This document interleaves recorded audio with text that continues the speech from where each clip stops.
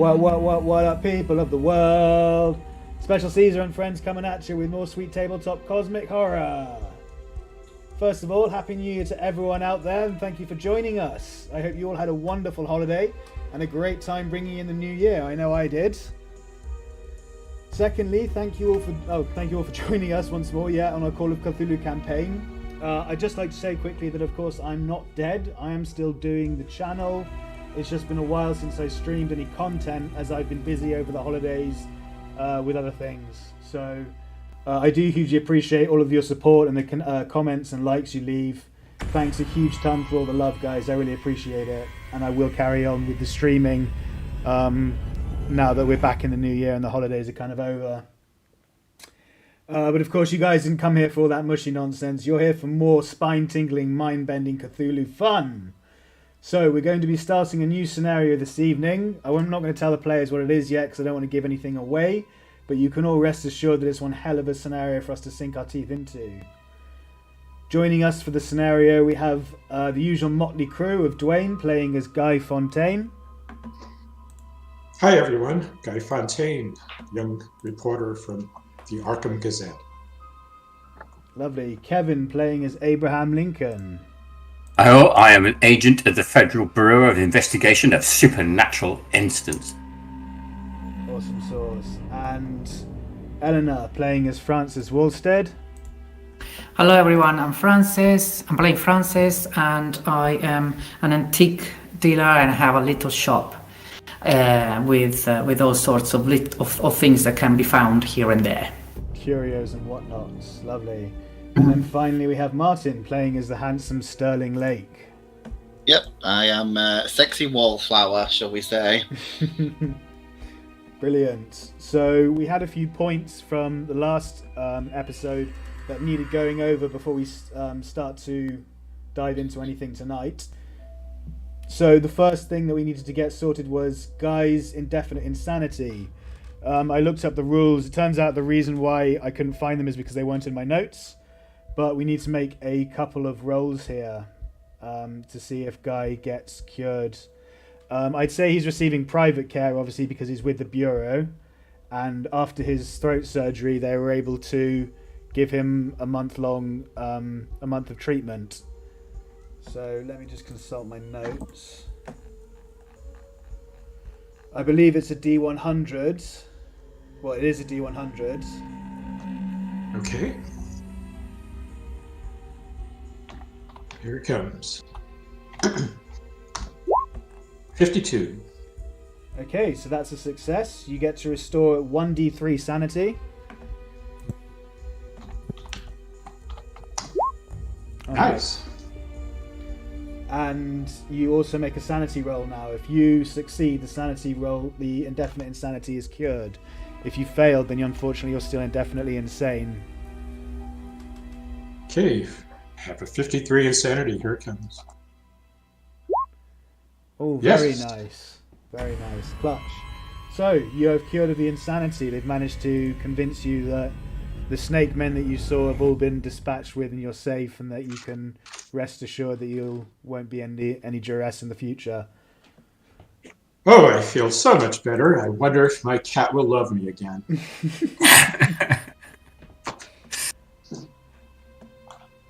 Okay, the next point was C.R. Harris's finger. I believe Sterling cut it off and has taken it to a taxidermist and got it taken care of, mummified, or whatever it is they do there. And I've agreed to allow it to give a bonus die on power rolls when casting spells. So, Sterling, who would you like to give that to? Or would you like to keep it yourself?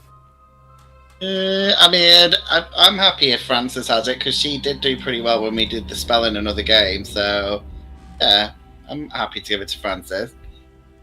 Okay, so... Oh, thank you so much, Sterling. That is so sweet of you. Obviously, hugging and kissing. I'll say when I took it to the jeweler after the taxidermist, I tried to make it more like feminine way, so it doesn't look like a dead finger, so it looks more... Yeah. Out of curiosity, how do you feminize a dead lizard finger? Don't know. I'll let Frances think of that. I'll say I let her design it, maybe how you would do that. So is that the gift for the woman that's got everything? Lizard finger.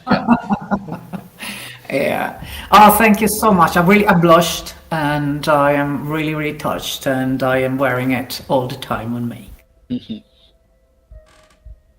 Okay, great. Point number 3 was the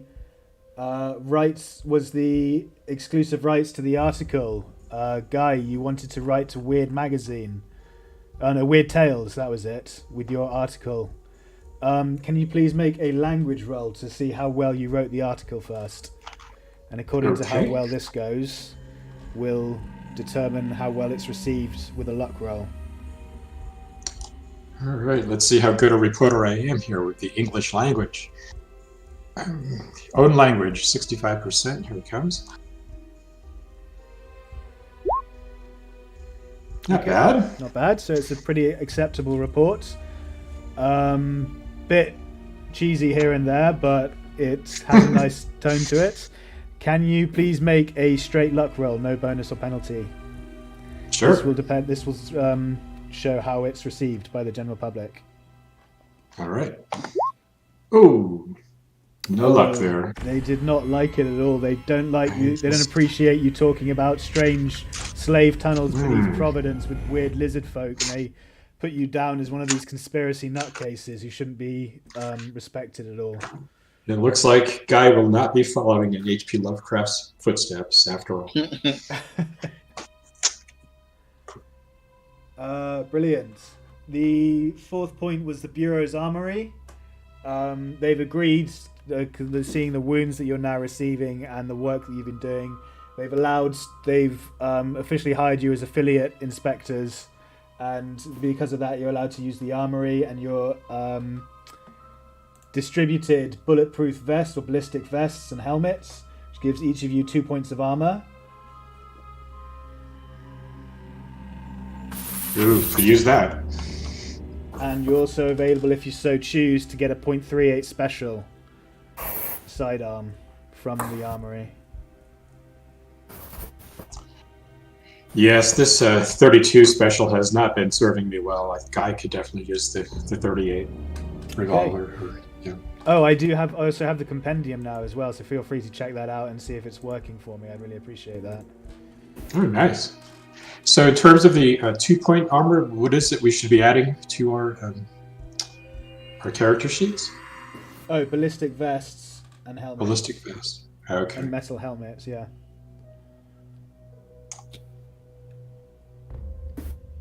Very good. Okay, you also asked about a reward from Josh Winscott. Unfortunately, he wasn't in much of a state. The doctors don't think he'll ever be the same again, and his indefinite ramblings of serpent men beneath the city will need to be dealt with in a private institution. As he says his farewells to you, however, he slips you a scroll that he whispers he was able to snatch without the lizard priest noticing. He then gives you one final significant look before the last you see of him is the men in white coats putting him in the back of a medical van. So you have attained a scroll. It is written in an ancient dialect that none of you can recognize or comprehend, and must first be translated somehow before studying it is even possible.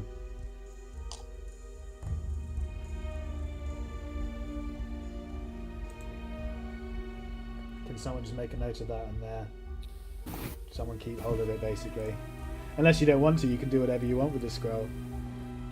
Is that, Martin? I mean, that's kind of your thing, isn't it? More than anything else, I guess. I guess I'm starting to get into all the Cthulhu stuff more than everyone else. Yeah, I'll take the scroll.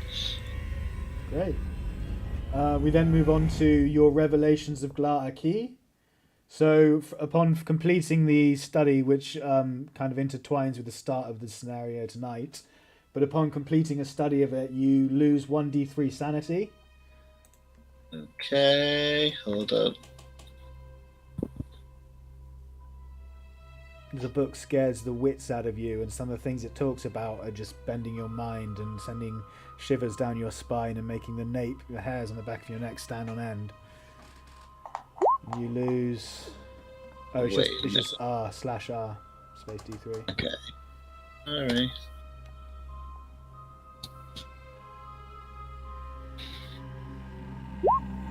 Oh, great! Yeah, it's fine. I'm pretty sane. It's cool. Sanity. Okay, but you gain 3 Cthulhu mythos, which is the Cthulhu mythos full value of the tome that you just read. Okay, so 3 to that. You also get a skill check in the language in which it was written. Cool. This was ancient. Oh wait. Keep this talking. ancient dialect of some kind, wasn't it? I think. So I think just English, because it was written. You didn't have to translate it all, did you? So. Okay. Yeah, I think it was English because those guys had been playing around with it. Yeah, exactly. Cool. Hold on. English. Oh, yeah, I've just got own, so it'll be that, which must be English, yeah. Oh, no, it's fine. And then finally, you have learnt the spell Contact/Dismiss La Aki. Both spells. So they're 2 separate spells, Contact and Dismiss La Aki. Okay.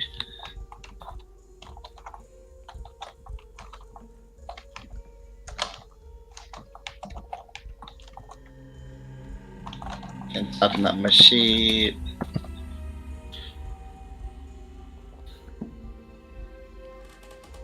So finally, whilst on your downtime after getting back from the Serpent's Labyrinth, Abraham, you bump into one of the forensic investigators who was part of the team to investigate the Brophy Motel and Lake. Yeah. After gossiping with him for a while, he informs you that whilst collaborating your story on everything else that occurred, nothing itself was found in the lake besides a bunch of cars with their license plates missing. Since the fire consumed the motel and destroyed much of the Brophy's paperwork and documentation, there was little more they could do but to close the case. Okay. I'll pass that on to the rest of the team when we meet up so that they're on a par. There's no sign of the naughty beast from beyond. No, there didn't seem to be anything in the lake. Just there weren't even any fish. It was bizarre. It was just a gross, like algae-ridden, nothing else alive in it. Not muddy. What's the word? When it's like decomposing. Just a horrible lake. Yeah. Okay, and one final thing I'd like to note for this scenario we're going to be starting tonight is that there aren't a great deal of maps or backgrounds throughout it, so much of what we'll be role-playing will be theatre of the mind.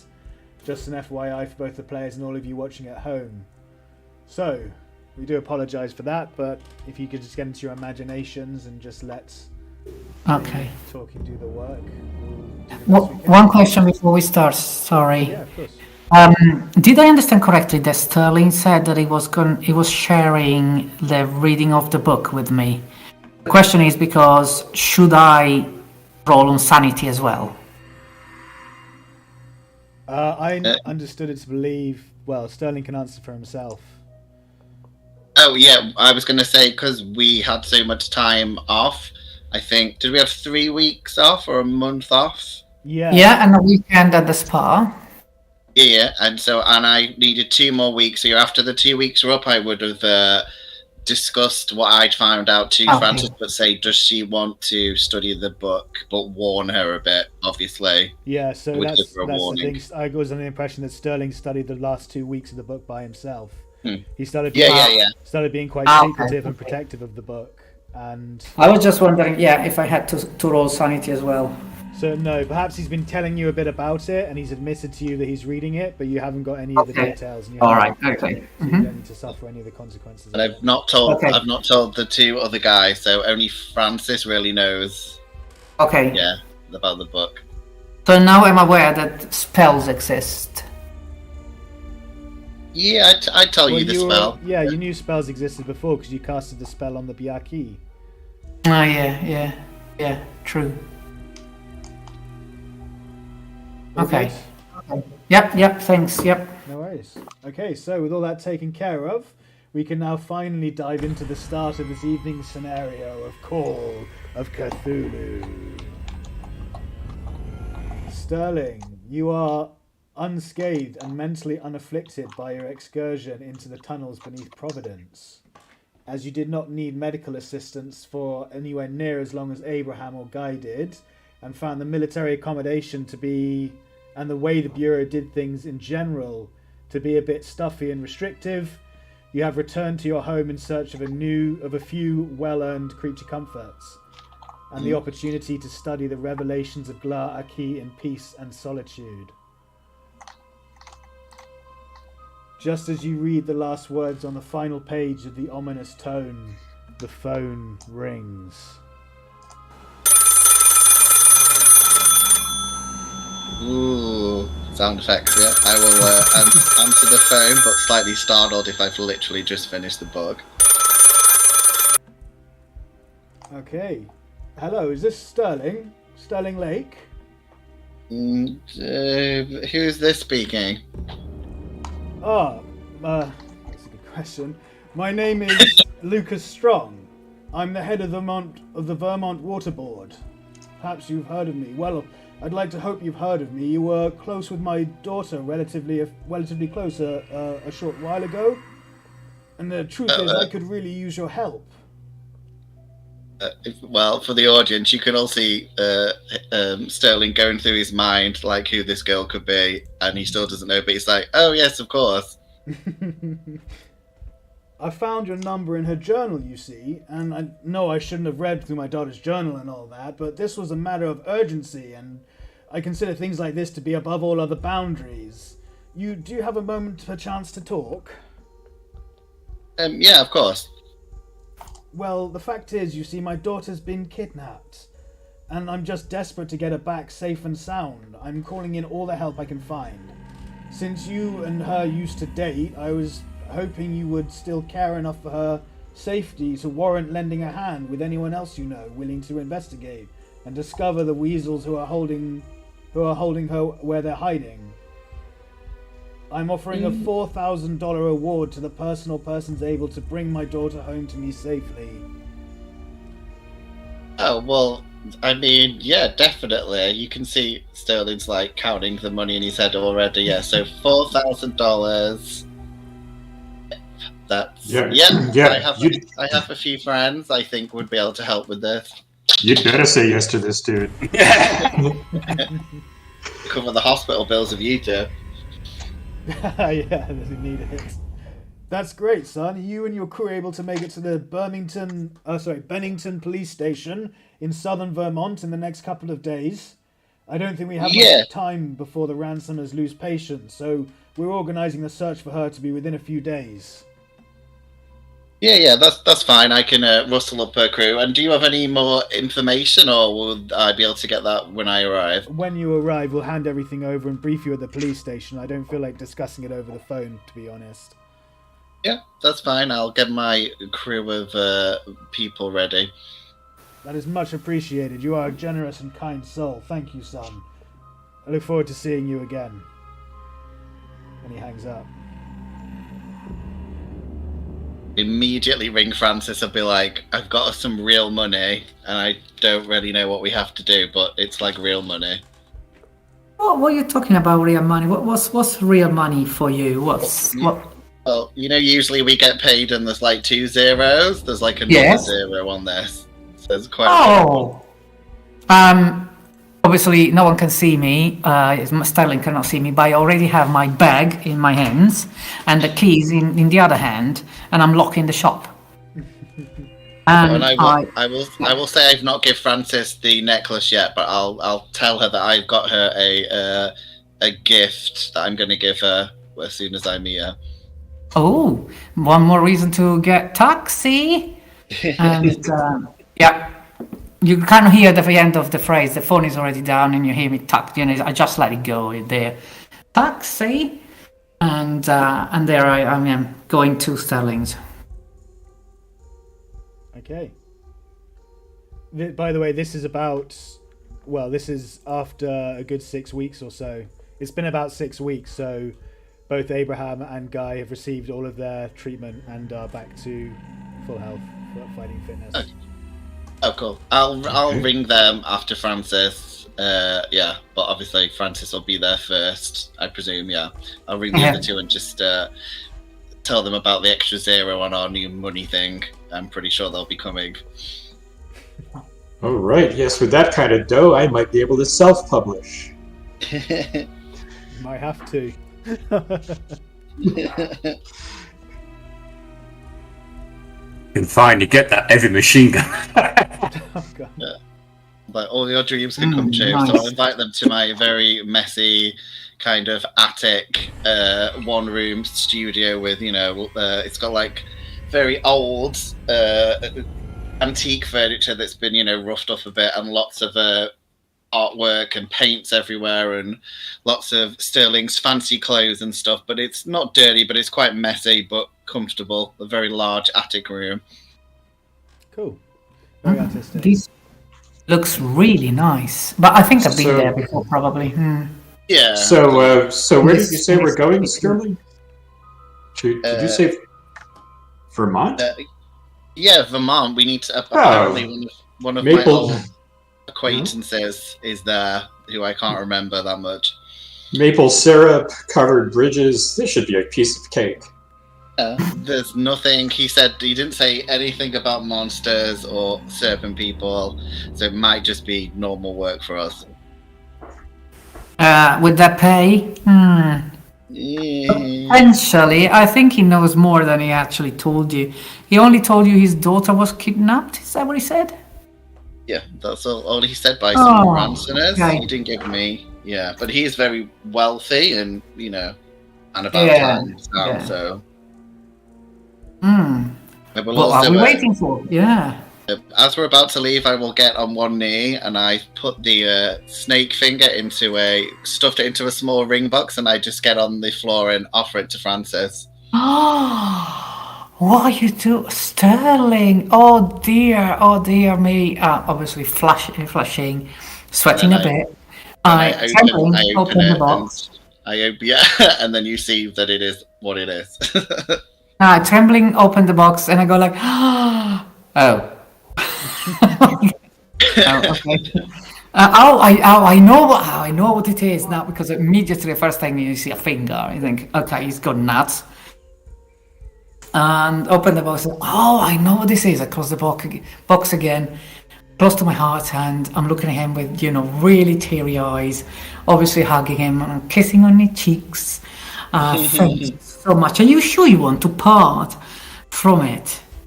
Yeah, I think I get my magnifying glass out and say, yeah, I think you deserve it. You're the magic one in the group, so.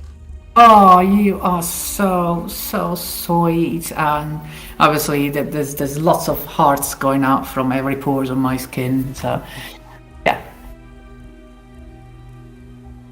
I obviously wear it immediately. Yeah. Great. So that gives you a bonus die on power rolls and making magic. Ooh. While it's on your person, of course. Of course. So sorry, bonus die on power. Yeah. When making magic spells, yeah. When casting magic spells. Okay, so I'm guessing you guys head off relatively quickly. Yep.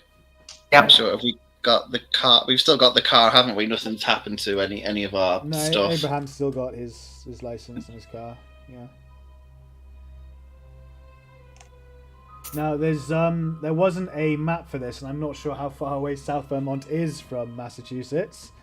But I should imagine you should be able to get there within a couple of days of driving. They're actually pretty close. Southern Vermont borders the western half of Massachusetts, basically. Okay, I thought it was something similar to that, yeah. But I just wasn't sure what in terms of distance. I am muted, and there's lots of background noise. Is it the music, Kev? Oh, I see. It's in your house. There's lots of background noise. Okay, no worries. Thanks for muting. Cheers, bud. What were we saying? Yeah, okay, so you can certainly make it within the next day or so. But it's midday by the time you arrive to the inner city of Bennington. I keep saying Bennington. Bennington. Bennington. the streets of which are simply buzzing with news and gossip about a gunfight late last night on the edge of the forest. There is talk of police cars, sirens, shotgun blasts, and escaped kidnappers. The locals are saying that 3 gangsters were killed and 2 police officers were shot. Some say wounded, others say dead. Posters are going up across town saying that the sheriff is organising a manhunt to find Lucas Strong's missing daughter and catch the escaped gangsters. Everyone in town is invited to the meeting at the police station.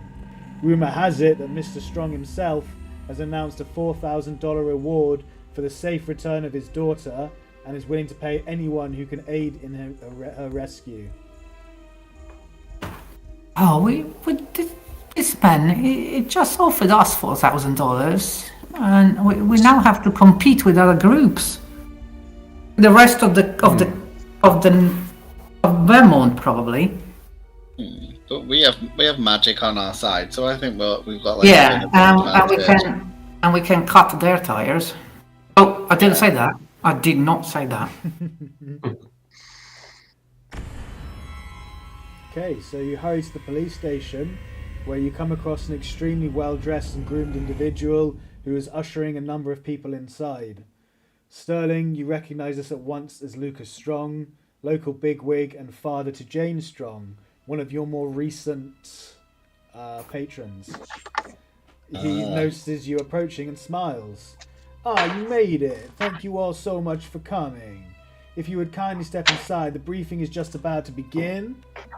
I trust your journey wasn't too much of a hardship. Oh no, it's very pleasurable Vermont at this time of the year. What time of year is it? Spring? We'll go with spring. Oh, okay. Spring is nice. Late spring. Yeah, you have to get into late spring in Vermont for it to start feeling nice.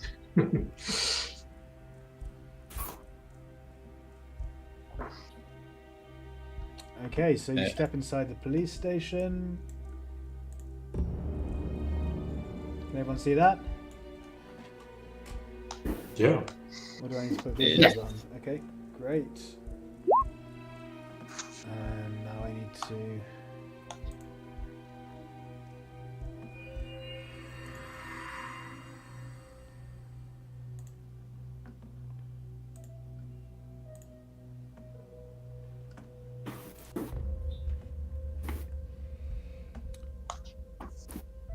So the sheriff says, "My name is Jenkins, and I'm the sheriff of this here frontier town. If everyone can find a seat and settle down, please. Settle down, everyone, please. Thank you. I need your attention." Takes a few minutes, but everyone gets settled and calms down, and the silence falls in the room. Now, first of all, I'd like to welcome each and thank each and every one of you for taking time out of your week to help search for the missing girl. It is very much appreciated. Now I'll get to the point. At large convict Sidney Harris and his gang have kidnapped Jane Strong, daughter of Lucas Strong. This happened a few days ago. I understand he organized a search for Jane, but things have been escalated since then, and we're now extending that invitation to the entire town. As you heard last night, there was a fracas. Harris demanded a ransom of $10,000 for Jane's return, and a handover was arranged for last night at the edge of town. But after the rumpus, things have changed. It all was going smoothly until Harris and his men got twitchy and lead started flying. Chaos ensued with both sides shooting it out. It was god-awful massacre, I'm not gonna lie. After shooting 2 police officers dead, Harris and the other member of his gang got away with the ransom money. The escapees have now fled back into the forest where they believe to be holding Jane. No man or woman, black or white, we don't care who it is that rescues Jane and sees those bastards to justice. Just bring her home and you'll be paid. Now you'll all have a few hours to get yourselves organized and equipped before we take you to each of your starting search zone locations. Don't forget camping equipment and food and supplies and whatnot, as you might be out there for several nights. Alright, everyone get to it.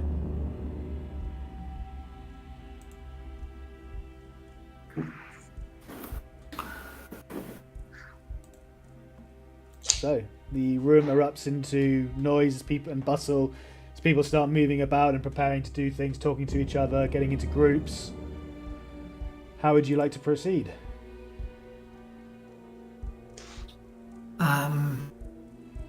Sterling, I got a whispering. Sterling, I am not sure I understand in this man and what he said. Yeah. Shall I translate for you? Yeah, probably you should. He said 2 cops are dead. This Jane girl is the daughter of Lucas Strong. Yeah, fine. Mm. There was a $10,000 ransom money. Right, and they're going to be if we sign up for this, they'll assign us a starting location, and we need to bring some camping equipment. Could be several days out food. there. Yeah, And whoever rescues Jane first gets the reward. Yeah, indeed. So I look around the room, and how many do I reckon? I'm counting. 1, 1, 2, 3, 4, 5. What's the number of the competition here? Sorry, how many people are looking for Jane? Oh, there's about 20 people who are split into groups of 4. So there's about 5 groups, including yourself. So 20 people. Yeah. Okay, so obviously I meant to do that, counting how many people. Obviously, not talking about competition at all, because it's a serious matter. So there were these gangster kidnappers. I really didn't understand Sterling, Guy, and Agent Lincoln. What did the Sheriff Jenkins said about this thing that happened last night? They assaulted the van. Well, at the handover of the daughter, they ran away with it again and the money. So I think that's what happened. Everything was going smoothly until Harris and his men got twitchy and lead started flying. So something spooked Harris and his men, and suddenly gunshots erupted, and then everywhere. It was just a massacre, right? Yeah. Well, not a massacre, but 2 cops were shot dead. So I have a thought. I don't know if you'd want to run this as a group intimidate roll, but I think we should all kind of like strut around, puff up our chests, and say, we got this. The rest of you can go home. We've got inside information from the Arkham Gazette and other sources, and the rest of you just wasting your time here. We got this. We want to thin out the competition. Guy, if you do that, I think you're gonna get these people really angry, perhaps, with you. So I don't know. With us. Well, I mean, like I said, we could do a group intimidate. Don't get me involved with your plans. I'm gonna step to the side near Mr. Strong. I'm gonna stand near Mr. Strong and see if I can chat with him in a moment. Is anyone? I was getting excited at the idea of intimidating somebody. Will anyone give me an assist on intimidate? Maybe give me a bonus die. Nobody, huh? I'm happy to come and look at everyone badly in the eyes. Yes. Okay. So do I get a bonus die from Francis? Francis, how are you assisting him exactly? Sorry. Oh, I am right behind him, and I am looking with what's the word? With the fiercest gaze. Fierce gaze I ever had, and as half of a smile, a smirkle on the side there, like half of an evil smile, and say, "You are so gonna be in trouble if you continue." I'm not saying this. The look, the gaze is yeah. Okay. Is saying, "You are so gonna be in our way if you continue." Okay. Yeah. All right. Guy, make a intimidate with a bonus die. Okay. Here's the roll. Ooh, here's the bonus die. I need a 0 here. I think they're laughing at us now. No, failed with a 59. They all look at you strangely, and the sheriff says, "Now, don't be acting too rashly. This is a joint effort. This is a team thing. The main thing is we get the daughter back safe and sound. We need to be working together on this." As I didn't associate myself with this riffraff that are trying to intimidate each other. Me too. I'm near the guy with the money. Of course you are. We walk up to the sheriff and show him my credentials. Okay. And sort of say, you any more background information you can give us, like descriptions and maybe weapons they're carrying or anything like that, or circumstances and area, maps? Yep, give me a second, I'll just check.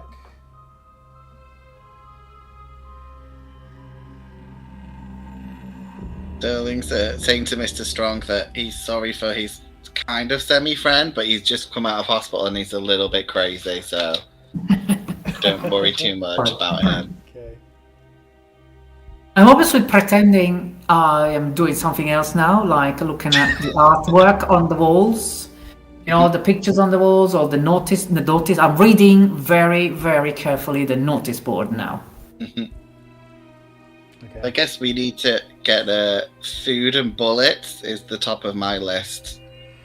Yeah. Yeah, and maybe a tent or something like that.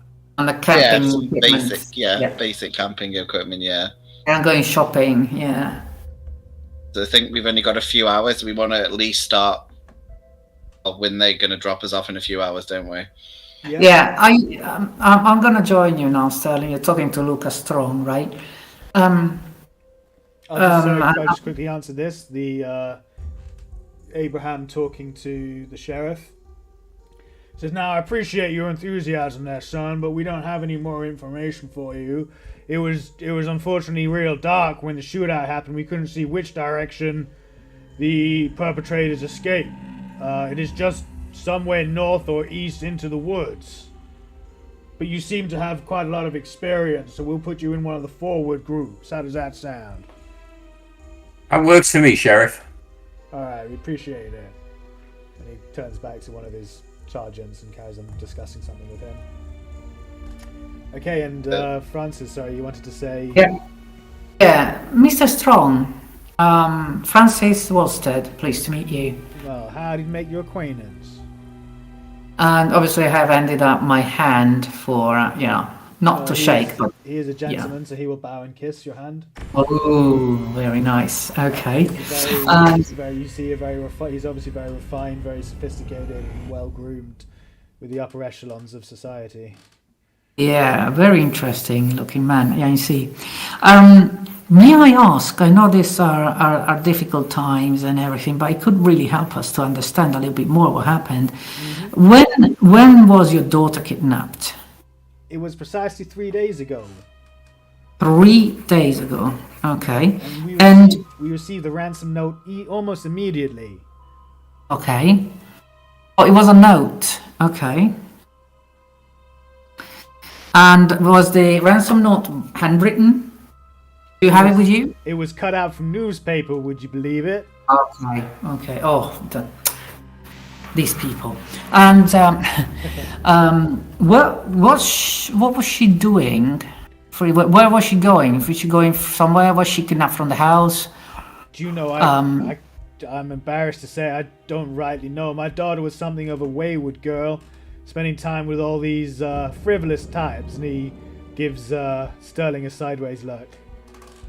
I give him a wink back.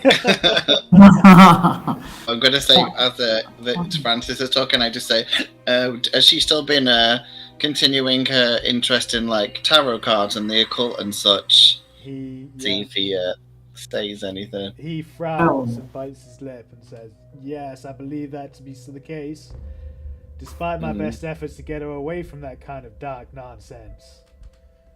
Of course. Mr. Strong, she surely has a best friend, a girl best friend, or a boyfriend? Well, the most recent one, I believe you'd be looking at him. And he looks at Sterling. According to Sterling what his diary says. Sterling doesn't look up. Okay. Kind of, from my gaze a bit, so looking at Sterling, then looking at Mr. Strong again. Right, okay. What about a girlfriend? Besties and stuff? I've spoken to all her friends, and they're not sure where she went. She just disappeared, and suddenly there was a ransom note asking for us to bring the money to the drop location. I see. Look at Sterling. Yeah, I'd be like, oh, was she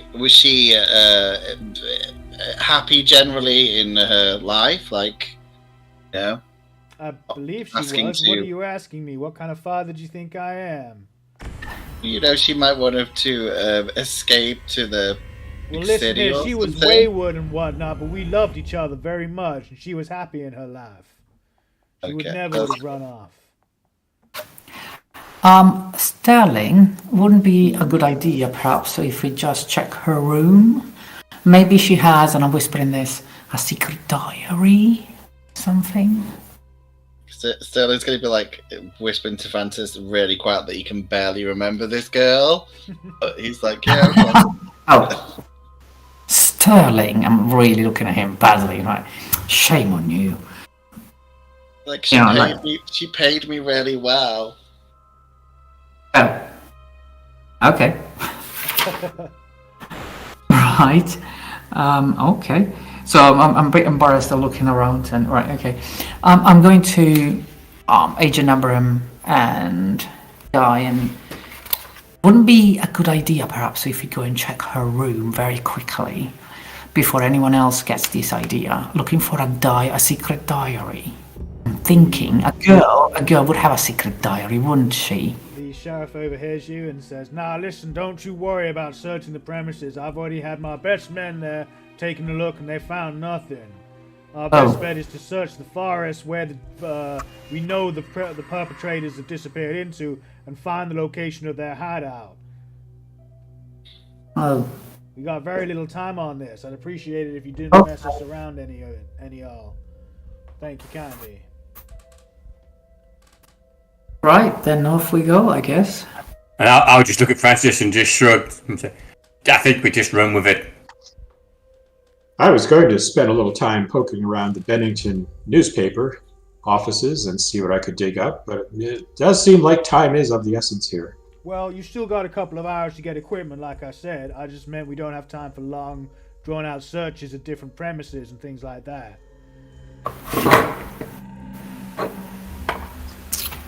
Okay, let's go shopping. Acquiring Yeah. any additional weapons or equipment, there's a store, Arthur J. Spencer's Hardware and Gun Store on the main street.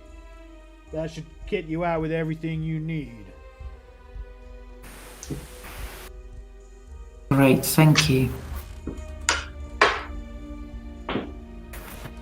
Okay. So I've already got my normal kit in the car, but I think I won't carry food normally, so I'll look for some food, and I wouldn't have had a tent either, so I'll look for something like that. And maybe extra torches, stuff like that, if we're out at night. Okay, yeah. Yeah, we need blankets, we need a lot of stuff, yeah. Yeah, I'd say if you drop $10 to $15 at the local hardware store, you should be able to get enough stuff to last you the 3 nights, enough equipment and stuff that you need. Yeah, let's get some Okay, so rope that- after we lost the one last time. Rope, lanterns. Oh, the lanterns, okay. And Guy, you said you wanted to go to the library, is that correct? Oh, no, To the Bennington newspaper, Okay. yeah, and check around there. Ask if I can have access to their mortuary clippings, or what do they call the obituary clippings? Yeah, make a charm roll. See if you can charm the custodian or whoever's there and receives you. Okay. The charm roll. I'm not terribly charming, unfortunately. Would you like to push your roll?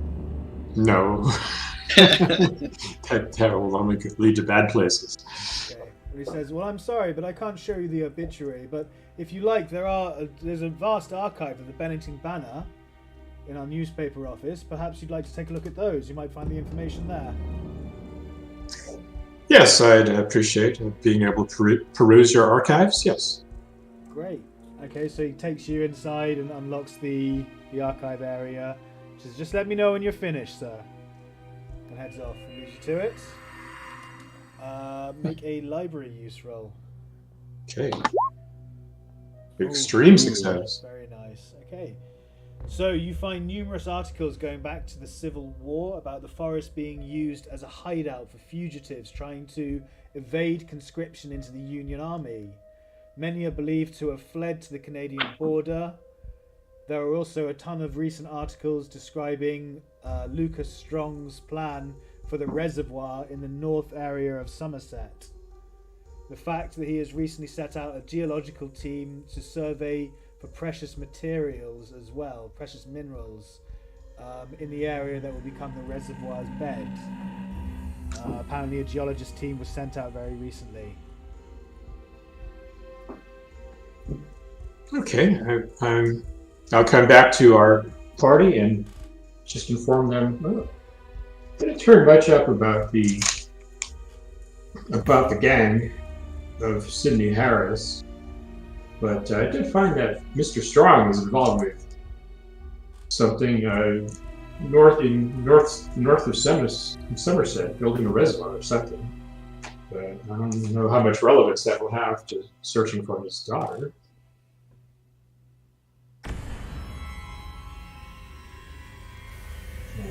Although I did also notice that, learn that the forest is used as a hideout by many fugitives, or has been in the past, dating back to the Civil War. That could be a starting point. Did you find any maps that might show where some of those hiding places were? Oh, I did, but they didn't give me time to copy them, and we're kind of pressed for time ourselves. Doesn't one of you guys have a magic compass? That might help us. It just gives us a bonus when we're navigating to somewhere. Yeah, but we're navigating right. We're like, there you go. Yeah. So let me ask you though, with my extreme success, did I get anything from any detail from a geographical perspective of maps of hideout locations and things like that? Unfortunately not. It was just a general report on the sort of the legacy of the forest. There was nothing that recent beyond the talking about the geologist team that was sent out, geology team that was sent out. Okay. Presume we've got given a map from the hardware store or the sheriff, so we've got a normal map, right? you a map. I can move us onto the map now if you'd like and show you where we are. So we are currently in Bennington, which is there. Can everyone see that? Okay.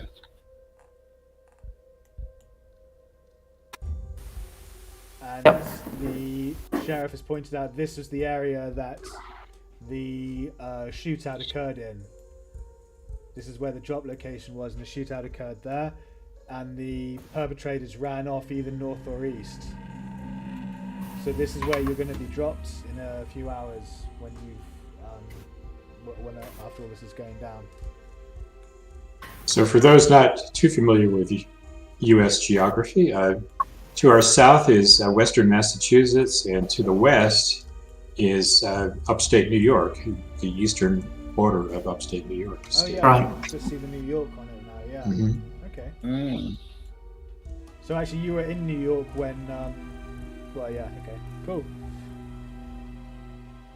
The lady behind the counter at the hardware store, Arthur J. Spencer's Hardware, says, "Mighty kind day to you folks. You out here doing the search or what?" As you put all your various objects and tents and things on the counter. That's right, my man. Well, it's common knowledge that hunting parties often venture out into the forest and hunters return with plenty of good stories. One thing that stands out is that none of the hunters like to stay out in the forest for long, and none of them venture too far into the heart of the wood, as there is less game to be found there, supposedly. It's as if something's gone and spooked off all the wildlife. And did you hear there was a group of artists out there as well, apparently, some big fancy folks from the city. They recently headed into the forest. No one seems to know who they are or what they're doing, but can be good to have the groups like that out there mixing and all. Hey, somebody could get shot by mistake. She looks at the weapon you've got on the counter and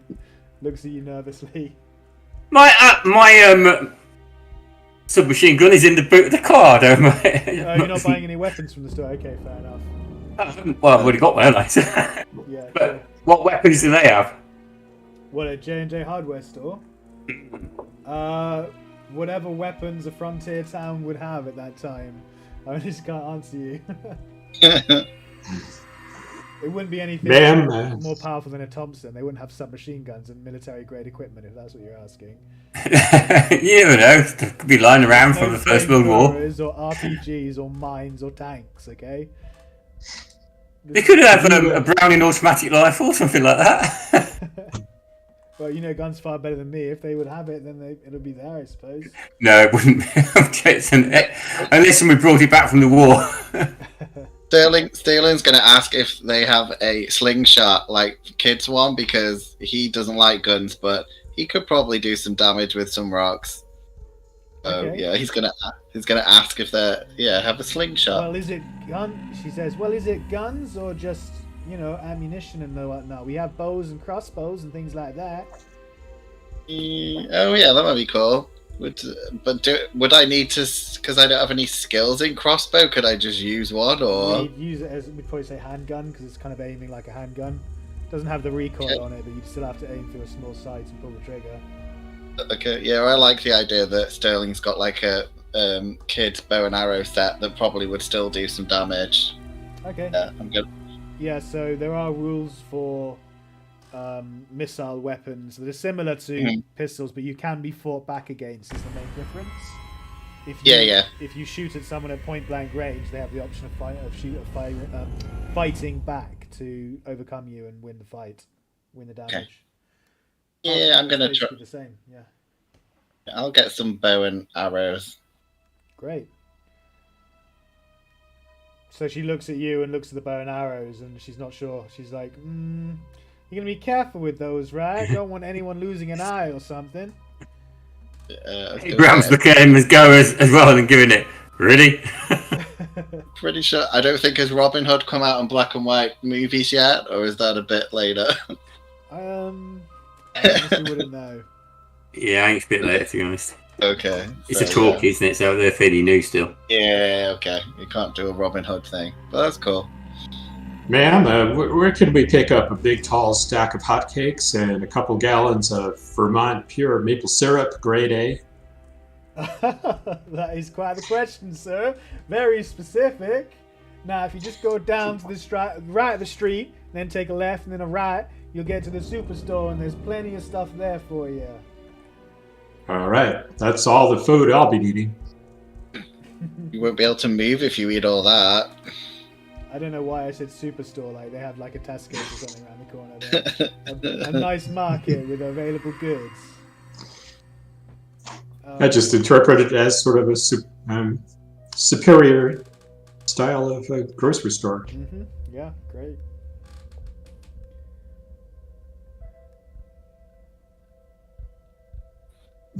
So she leans over the counter and says, just between you and me, I've been pondering on all the rumors about they've come up over the woods over the years. Such tales of, Indian burial grounds and ancient buried evil out there.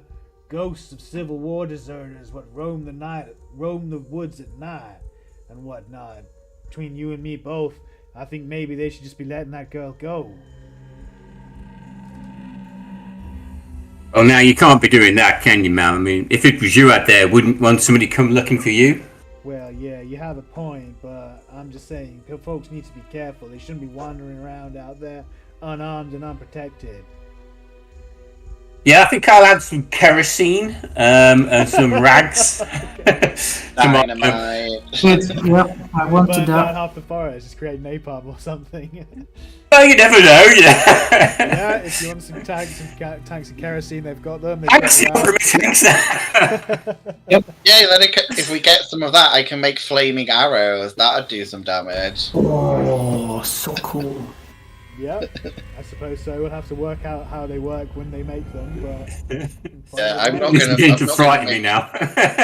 I'm scared that would give you too much work to do if you had to figure out how much a flaming arrow would do damage. Well, But- it would just be an arrow, and then it would be the fire damage, which is a D3 each turn. okay, what about if I put dynamite on? No, I'm joking. No, that's fine. Okay. Dynamite, Well, you yeah. just blow An hour. yourself up with a fumble. That's the first thing I'd say.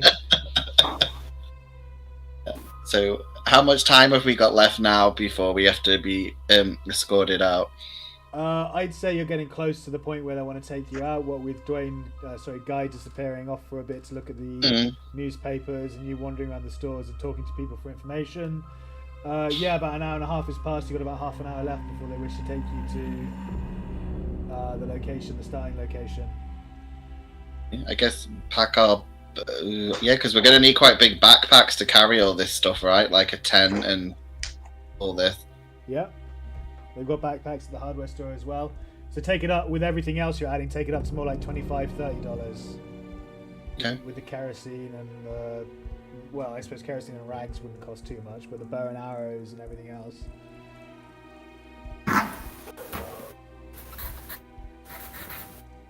What's our combined daily spending level? I've got $10. I got 20. Okay. All right, so we've got it covered. Great. Would the store have what's it called? Binoculars? Yeah. Something like that, yeah? They'd have something similar to, yeah. Well, they would. They have binoculars at this point, don't they? Something like, yeah. Yeah, binoculars around. Glass, yeah. Not magnifying glass, but magnification visual thing. Yeah, some kind of, things to see better, yeah. Okay. Blankets and warm clothing as well, so, yeah. Okay, so I come rushing out of the grocery store with like this huge wooden box filled with like 6 hotcakes and 3 gallons of maple syrup. Hey, hold up! Don't wait for me! Don't go without me! I've got our food supply. You're gonna be hallucinating on sugar. I was gonna say that they might get us some I don't know. Do they have equivalent of like jerky and stuff? Yeah, they'd have beef jerky definitely. That kind of town, frontier town. They'd have mutton and beef jerky. Sterling's gonna get loads of jerky and I don't know what other. Yeah, that's jerky. That's all I can think of. Venison, that kind of thing, and yeah. I'll get some jerky and I'm gonna get a bottle of.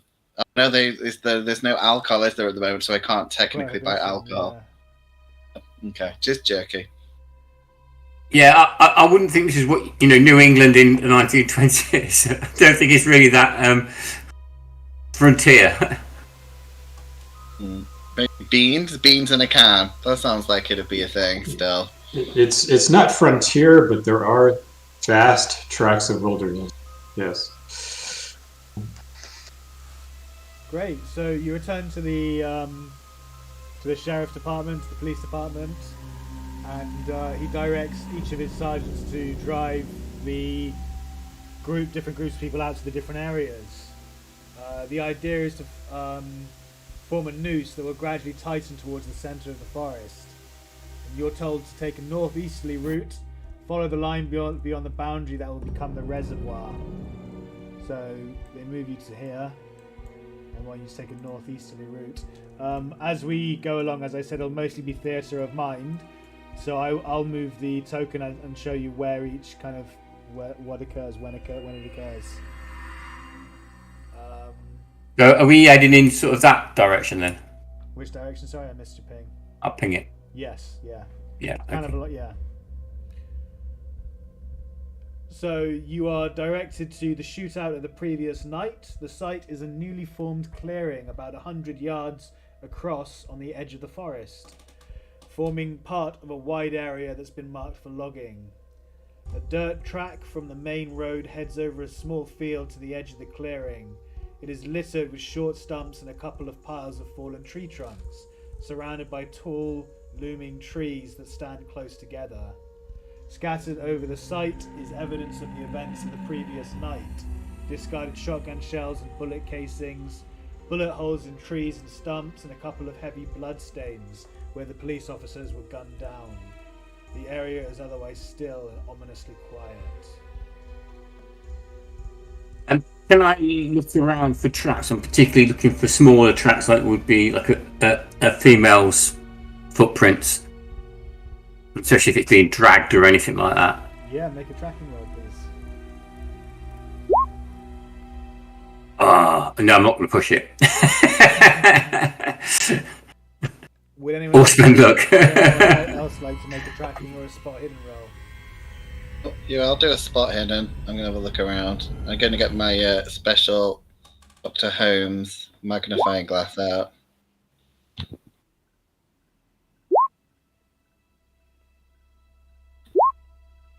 Oh. Okay, make a bonus check anyway, just in case you get a crit. Or no. Oh. Okay, so you succeed with a 45. Don't forget to check it. Okay.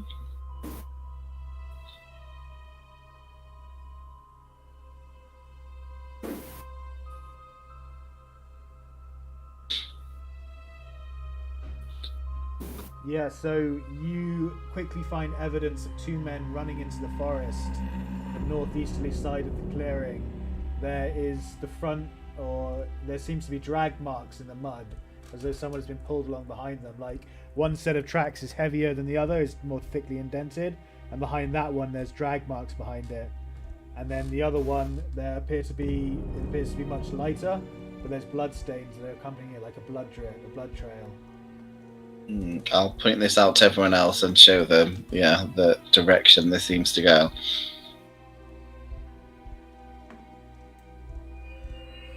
Yeah, well, that looks like the way we need to go then. We're whispering this, aren't we? Are we alone? I think we're alone now, aren't we, right? They've dropped us off and left they've us. dropped you off and left. Yeah, you're back. Oh, I thought there were other people around us. No, they've all gone to different positions. So they've basically been spread out along this area. Right. And the idea is to come, if I can draw, freehand, and we'll go with red. I think the idea is for people to do that. Does that make sense? And then close in like this. All right. And keep looking in that kind of area to cover the general area. Now I have to work out how to delete all this.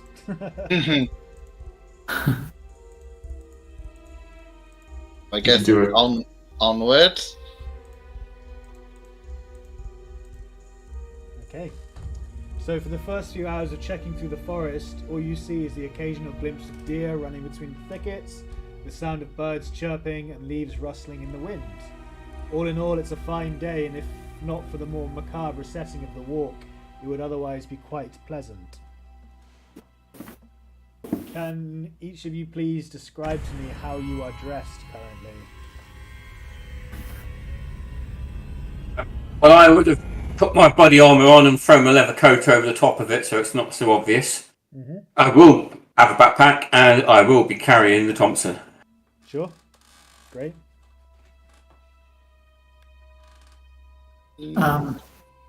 I've got a pair of boots I got from the shop. I got a long coat, also covering the armor. I'm carrying the shotgun on with one arm. The 38 is in my holster around my waist, and the Remington is also on the other side. And I've got pockets of this long coat full of bullets. And I have a hat, a cowboy hat. I've got this Monty Python-esque scene of each one of you trekking through the forest. First you've got Abraham Lincoln with his submachine gun, then you've got Francis with a shotgun, then you've got Guy with his revolver, and then comes along Sterling with his slingshots at the back of the group. But yeah, great. Sterling, how are you dressed? I mean, I've just been thinking, like, I know I'm going to regret it, but I really don't think that Sterling would wear a big heavy metal vest and like a dorky helmet. I think he'd still be wearing the, like, you know, the leather jacket. Okay. So yeah, I know I'll regret it, but I don't think my character would be wearing some dorky metal armor. Cool. Yeah. No, I love the roleplay. Yeah, sticking with it. I like it. Yeah, he's wearing black long leather jacket. You know, probably a purple velvety suit with like a nice little paisley shirt on. Probably. I'd say he probably have riding boots on, so he's kind of like prepared for this. But yeah, he's pretty.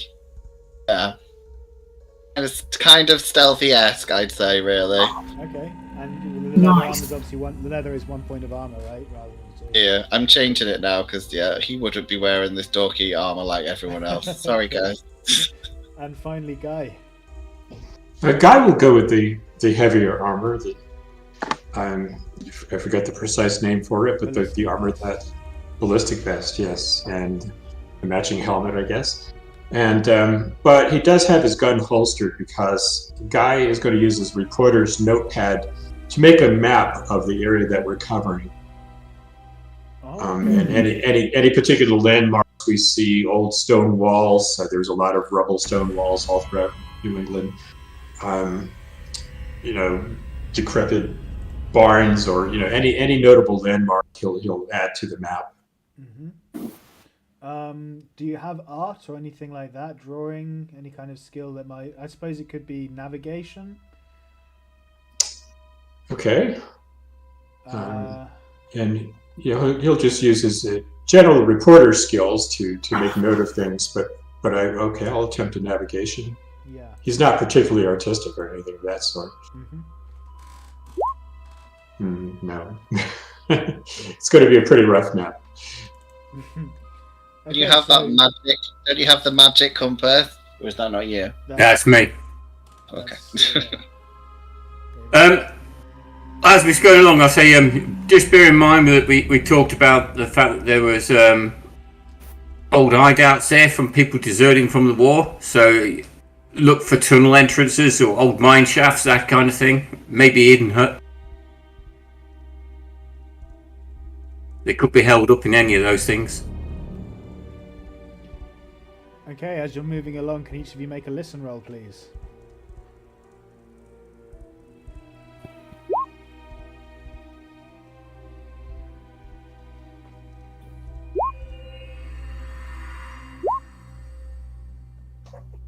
Okay, Guy, I guess because you're paying attention and heeding your surroundings, you are able to hear from up in front of you the sound of twigs snapping and branches being pushed aside. And you may make a spot hidden roll.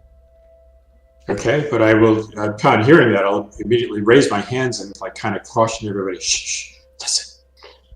Okay, so sorry.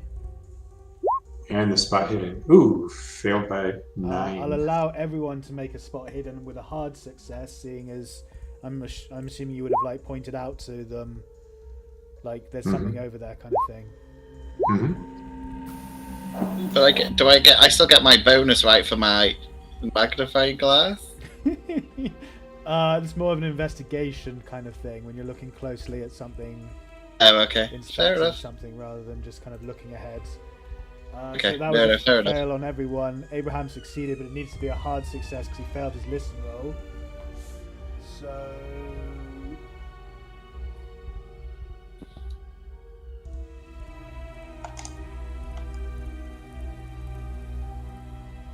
can you now make a group luck roll? Oh no, that would be me. Yep. All of a sudden up ahead you hear the crack of gunshots. Oh no, not the luck roll, no. Oh, I did do it. Only just. Missing Guy, aren't we? When you said group luck roll, I thought it was okay. Everyone is doing it. That was good, right? Yeah, okay. so we might be okay still. I thought one was doing it, and the lowest was doing it. I was thinking Guy. Okay. Oh no. No, and Abraham was only just a success. Unfortunately, that was a failed group luck roll. Who has the lowest luck? Me. Whoever. What's your luck then, Francis? 14. Oh, well, that's pretty low. Unfortunately, you're You may remember vaguely that I sort of kind of lost some of my luck that I thought I had when I was down in those tunnels there. Yeah, vaguely remember that. Yes. Well, She did save a life, and Guy is very Yeah, I grateful. did. I'm really pleased about that. Yes. Now perhaps I have a little tear coming up my eyes at the moment, thinking of I am in trouble. But yeah, it was a good thing to do at the time. Yes, definitely. No, you regret it. I never ever regretted it. Never, I will never regret it. I'm just thinking I am in trouble. Yes, I'm doomed. Not doomed. Just please roll a d3 for me. Oh no. All of us who failed, I think. Remind me how you do The that. person with the lowest is the person. Oh, okay. Remind me how you do that. /roll /R space 1d3. R space 1d3. 1d3. Oh no! So this hits you in your. It's a grazing shot that comes out of the. There's a crack of gunfire up ahead, and a bullet whizzes out and grazes your arm, hitting you for 3 damage. Good for your armor. Oh yeah, with your armor, that's right. it takes you down to 1 damage. So it is very much a glancing shot that just sears the edge of your arm. Ouch! What was that? Who did that? Let's immediately take cover behind trees. Oh, yes, perhaps that's the wise thing to do. Yes, of course. Yeah, and also shout out. Who's out there? This is a sheriff's party. Oh! Yep, sorry. I thought I cut you off there, okay. Yeah, it says, oh, you get your reply. Oh, no, wait, don't shoot! Sorry, we're a hunting party. We thought we saw deer. Coming out where we can see It you. is getting towards evening now, and Excuse the light me? is starting to fade a bit, so... No Excuse one... me, sir. Yes, and then he comes out... You are calling me a deer? We're sorry. I'm so sorry. We just thought you weren't wearing bright colours, and it looked like a deer from where you were seeing. It's just weird how. May I suggest you go to the local doctor and get yourself a pair of spectacles, perhaps? Of course. I am getting closer and closer to this guy, and accidentally step on his foot. Oh man. Oh dear, sorry, I didn't see you there. I took you for a rock on the ground. Guy would like to make a psychology check to see if they are genuinely sorry or whether they're just pretending to be sorry. Okay, go ahead. Extreme success. Yeah. Great, very nice. Check it off. Mm-hmm.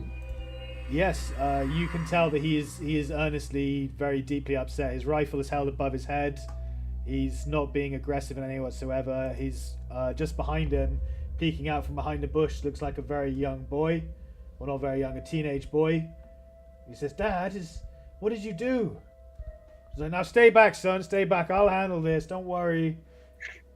I'm so sorry, ma'am. It's just we haven't caught anything, and I thought you were a deer through the woods, and I took the shot. I pulled it at the last minute though, because I think I was able to make out your hair and stuff. I'm so sorry. Are you hurt? Are you okay? Shall I offer you? I can offer you first aid if you like.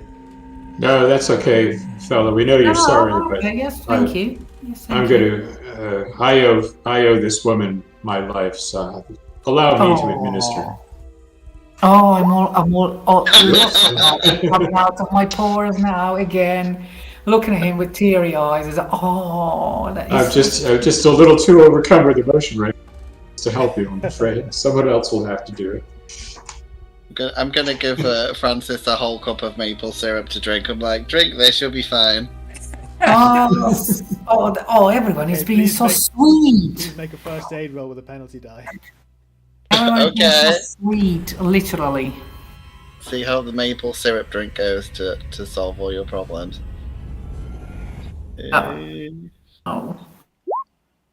Oh, I've got to do it with a penalty die. Yeah, so the higher of the die. two. Oh, hey! She succeeded. So she gets 1 hit point back, and she loves it. Tell me, folks, Telling you, folks, you can never go wrong with pure Vermont maple syrup. I'm gonna say maybe still impose a bit in the bullet wound and it just like heals up. Yeah, oh, that is so... What a clever idea. I never would have thought of that. Thank you so much. Speak to this guy whilst he's observing how you do first aid with maple syrup. Well, I've never seen anything like that in my life. Hey, hang around with this kid and you'll see lots of things you've never seen in your life before. I don't doubt that for 1 second, sir. And he looks down at you, Thompson. Now, do you know about these criminals that are out in the woods? They've kidnapped a young lady. Criminals? Yeah, they've killed 2 policemen already. Oh, no, that sounds awful. We don't know anything about that. No, we haven't heard anything. Have you seen or heard anything unusual at all? Not really, no. No, nothing unusual. You've been out here a couple of days? Yeah, I've been out here for about 3 days. They probably would have passed this way maybe a day or 2 ago. Well, we came from the west. Our camp's further back there. We've been pushing out more and more each day. This is the furthest into the forest we've ever got, actually, if we're honest. We had a couple of others. We came as a pair, me and my friend, our neighbor. We brought our 2 young boys here to teach them hunting. But they went deeper into the forest a couple of days back, and we haven't seen them since. And oh no, you're saying there's, what, gangsters in the wood? That's right. Oh no, I hope they're safe, oh lord. Well, we'll keep an eye out for them, but I suggest you get your boy out of there. Yeah, this is no place for a young boy. Oh, I appreciate that. Can I ask him if he's seen anyone else in the woods over the past 3 days? If he's come in contact with anyone else? Okay, give me a sec. I just need to read through this.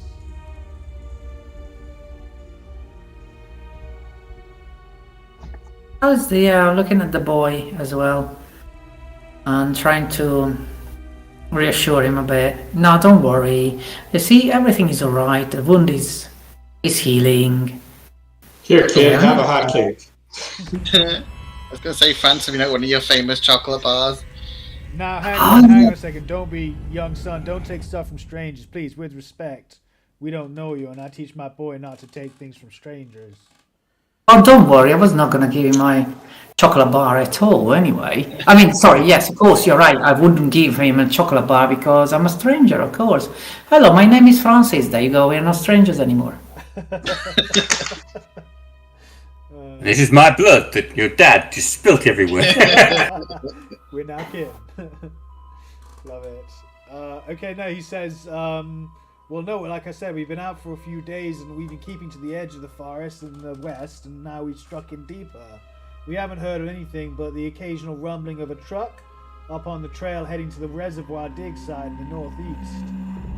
But just between you and I, and he leans in closer, young George here was getting scared at night, so we decided to pull back. And this is why I've only been out this way recently.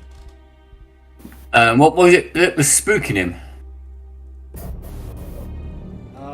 You're gonna have to make a fast talk roll. He's not saying, he just looks away. Fast work or charm to charm him into telling you. Let's have a look. Well, I will try charm. Yeah, can I help him? Yes, yeah, how are you helping him? I'm pretending I'm a Native American with my bow and arrow and some bird feathers I found on the floor to see if the boy thinks it's funny. Okay, so you're entertaining the kid and seeing if he opens up a bit more. Alright, I'll give him a bonus die, yeah. Boy, did I need that.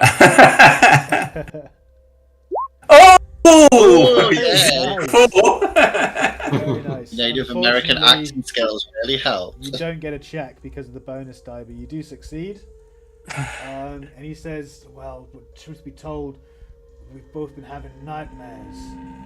Terrible bad dreams of just this deep, dark lake and drowning and horrible, gross, sticky skin. It's just been awful. It's been the most horrible hunting trip we've ever had, to be honest. We're thinking about packing up and leaving fairly soon, but as I said, my neighbor hasn't been seen since yesterday. We don't know where they is. We hope that he returned to the camp last night, but never came back. Well, we'll keep an eye out for them as well. But I suggest you pack up camp and head home quick. Oh, These men aren't fooling around. They've already killed 2 people. well, thank you rightly, sir. You can't miss Brian. He's got a big old Texan hat that he bought with him to keep out the sun. And just a heads up, we came a group of... Oh, I do remember now. We came across a group of artists camping out in the woods. Said they were from back home as well, from the University of Boston. They're working on some assignment, painting the wildlife and landscapes and whatnot. We bumped into them a few days ago, and they said if we passed back that way to drop in for some coffee and keep an eye out for them. Can you mark on our map where they were? Can indeed, sir. Rightly so. He clicks up here. Okay. Oh, it's a long way. What about, where's this road that you can hear trucks on? Because that might be somewhere they go through to steal a truck to get out of here. So that was the artist's map. And he said they heard just in the northeasterly direction, they can't be certain, just in the distance, they heard the sound of trucks. They Okay. sounded to be heading away from them towards the reservoir, towards the north of Somerset. This is Somerset here, in case anyone can't see the map. Mm-hmm. Sorry, you said your neighbor's name is Brian? Yep. And what is your name? I'm Alistair Lawson. This is my 14-year-old son, George. George. Brian And you are... Hall's my neighbor, and he's got his 12-year-old son, Arthur, with him. And this is George of the Forest. George of the Forest. This is just George Lawson. But begging your pardons, we'll be taking our leave of you, and we'll stay out of your way, and we'll probably head back to Bennington, to be honest, inform the sheriff of the fact that this friend of ours has now gone missing. Yes, good idea. Well, good luck catching them gangsters then. Sorry we shot you once more. Yeah, be careful next time. Mm-hmm. Yeah, there won't be a next time, so be careful. Okay, everyone. I think that everything is leading us to this lake, to this reservoir.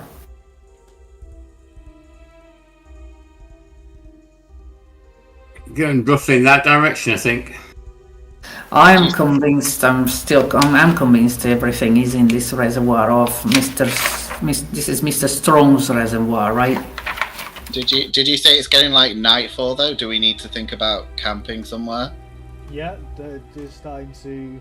Shadows are getting longer, and it's starting to grow dim. How's the sky? Is it a clear sky?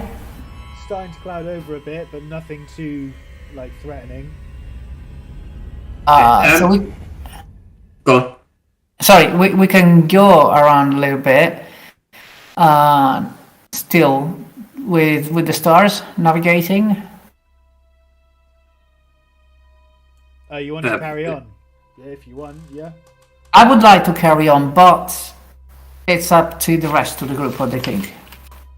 I think it's probably safer for us to bed down for the night. And I also want to have a little chat about the things these guys saw.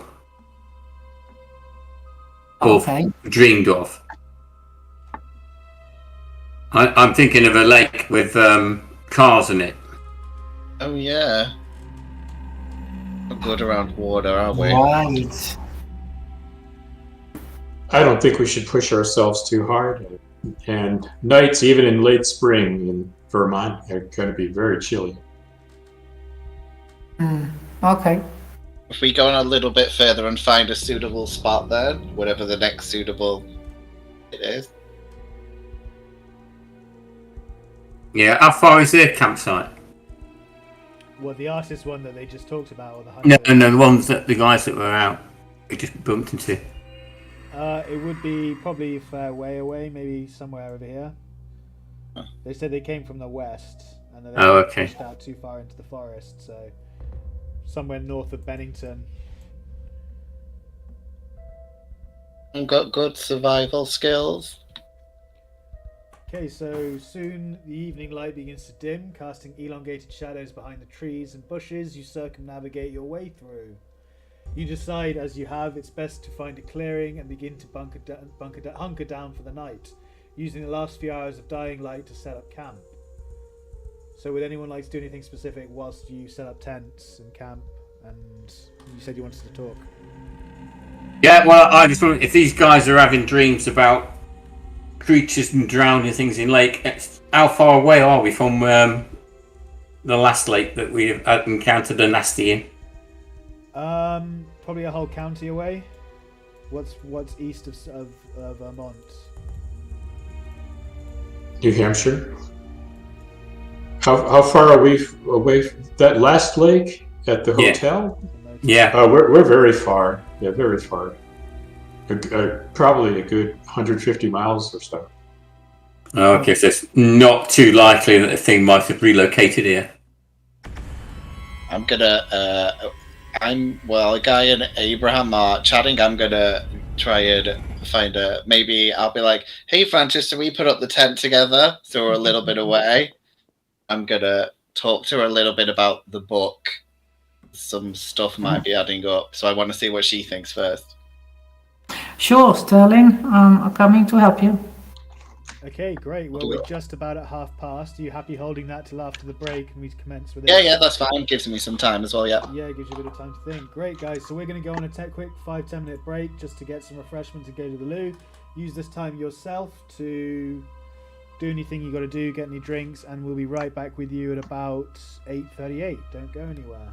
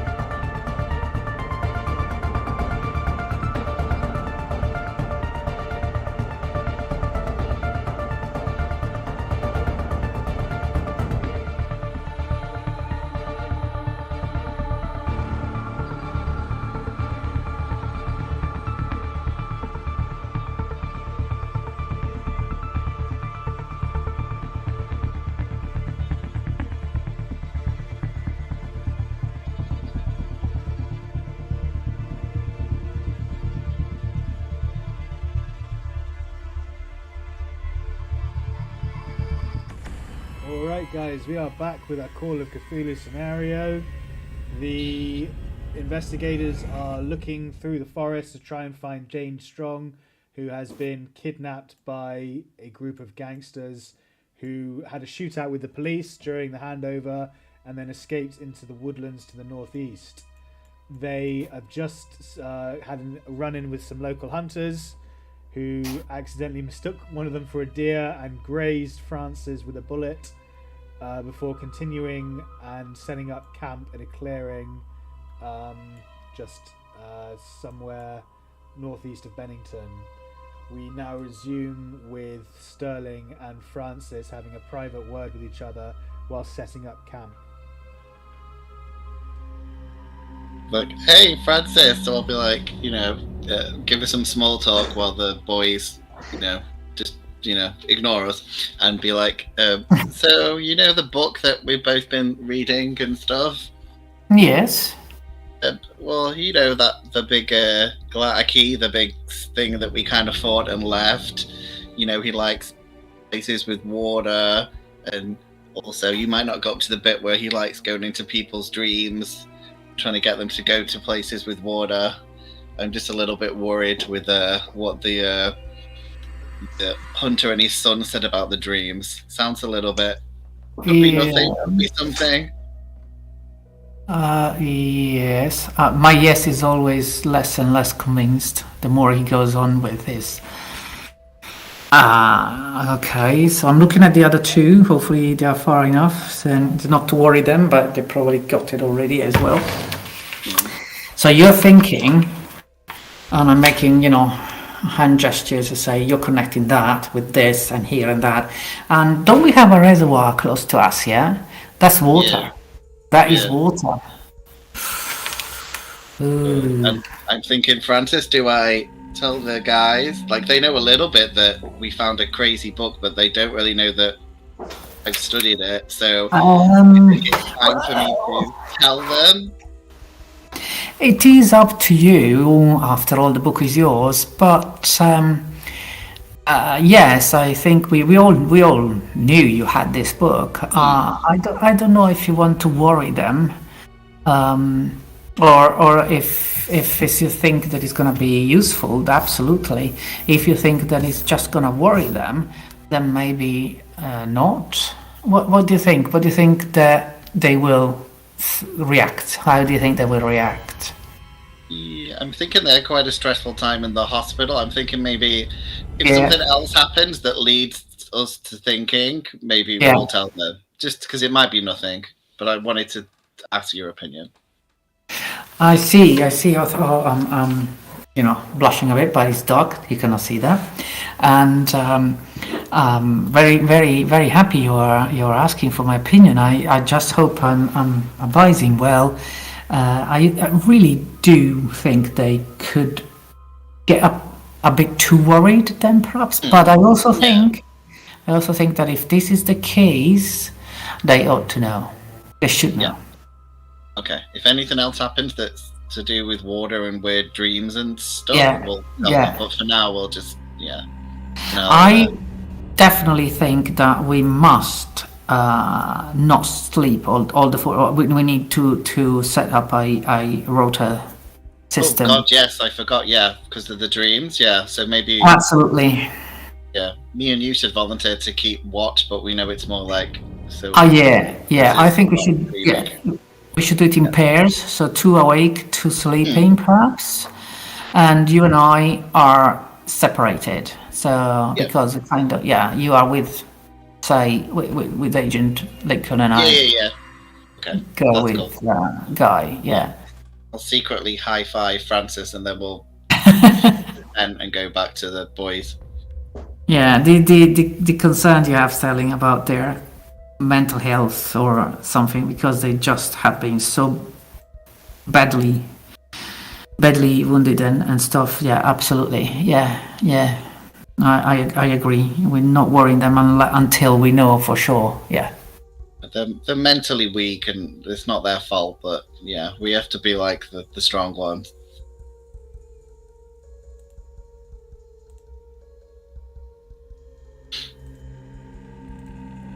You've done belittling us now. I was thought, yeah. Just a scratch I had. Just a flesh wound. So yeah, we'll come back to you guys.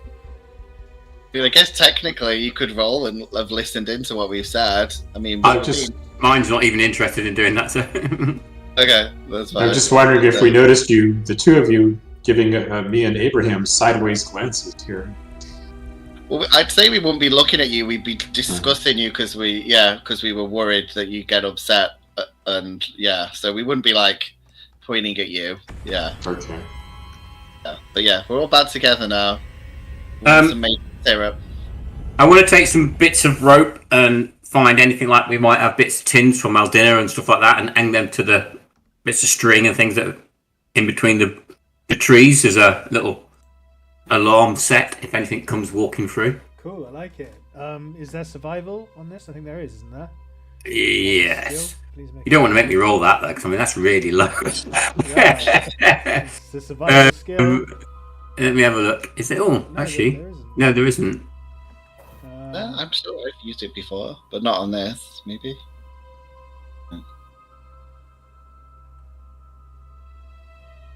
No, it's not, is it? Maybe it's one of those. I've used it in another game, but yeah, not this one. Okay, no, don't worry about it then. Yeah, it's fairly simple enough to make a rope of tin cans for the purpose that you intend to use it for. Trying to see if there's anything that's sensible to use it. I can't. I don't think there's really anything that would fit. There's nothing that really applies. Sleight of hand, maybe, but not really. Even I mean, you got like mechanical repair, and it's but you're not repairing anything. It's just like if it was so a no skill thing, I wouldn't just do it. I wouldn't worry about it. Just I'd say you can do it, no problem. It's like you said, you're just making a very simple, rudimentary kind of rope with cans hanging from it. Anyone can do that, really. Gosh, Agent Lincoln, you must have been in the Boy Scouts as a kid, right? Oh boy, I was in the Marines. What, as a kid? Bloody hell. As a kid, yeah. That's how tough I was. Be more funny if he was still in the Boy Scouts now. I'd appreciate that more. I get thrown out of the Boy Scouts, but let me be very clear. It was the Scoutmaster who came into my tent. You knew it, you hussy with your charming skills. Well, if you've left the Boy Scouts, I can tell you now, one day somebody from the Boy Scouts will take the first step on the moon.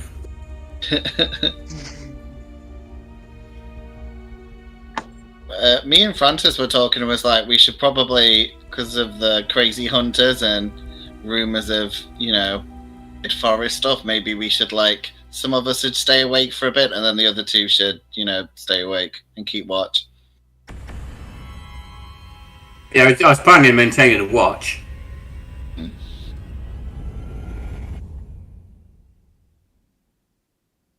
Great. So, who is going to sleep and who is doing the first watch? Well, I'll split it however they want, but I'll do one of the watches. I'm gonna say Sterling's going straight to sleep. He's gonna let you guys discuss it all while he's asleep. I'll stay with Agent Lincoln then. I will put an eye on both. Is Guy sleeping as well? Of course, if it's not my watch, I'll sleep, yes. Yeah. Okay, so I keep on watching around as well as both Sterling's and Guy's faces. If I have any sense or any idea that they are dreaming badly, I'll wake them up. Okay. All right.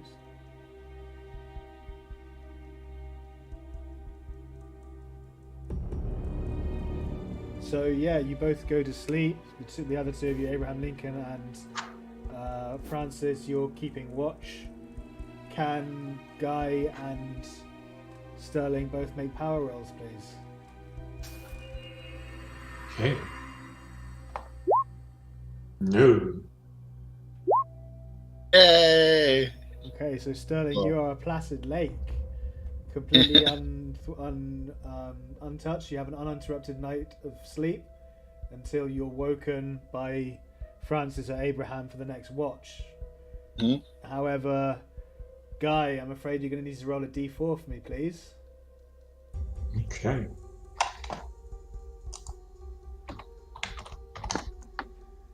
Oh, 1. 1. Okay.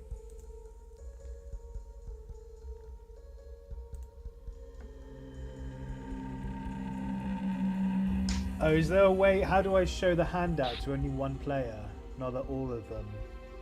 You'd have to set permissions on the handout for that one player. So edits Mm-hmm. can be in players' journals, and then Guy Fontaine, yeah? Mm-hmm. So save changes. Okay, so you should get a new entry in your journal. A restless night. Mm-hmm. And that's what Okay. happens. That's what you experience. I'll give you a moment to read that. Mm-hmm.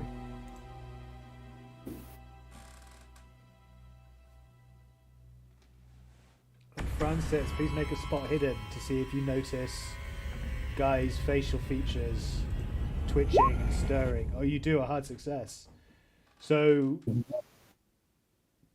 Here I come to rescue again. Yes. just as you get shaken awake, Guy, but you still wake feeling exhausted. It's as if I'm waking him up. Yeah, she shakes you awake. Gently, yeah. Oh, Francis, oh, it's just you. It is me. The forest, it hates us. I don't know what's going on. These trees, they're so dark and foreboding. Look at those sickly yellowing leaves. What are we doing here? We should be home in Arkham. I am holding him in on my chest and caressing him and calming him down. No, don't worry. These are just trees. This is a normal forest. There is nothing wrong with it. I'm looking at Sterling. No, yes, he's Sterling awake now. Sterling's fast asleep. Sterling's Because he's still asleep. I'm looking at snoozing. I'm looking at Agent Lincoln then, and says, "These are just trees," and I'm winking, like saying, convince him that these are just normal trees. Since when has anything we've been involved in been just trees? They're probably going to eat us. But I won't. I look grim and say, yeah, sure, we're perfectly safe. Mark of a true leader. I'm so exhausted. I tossed and turned. I get so little sleep.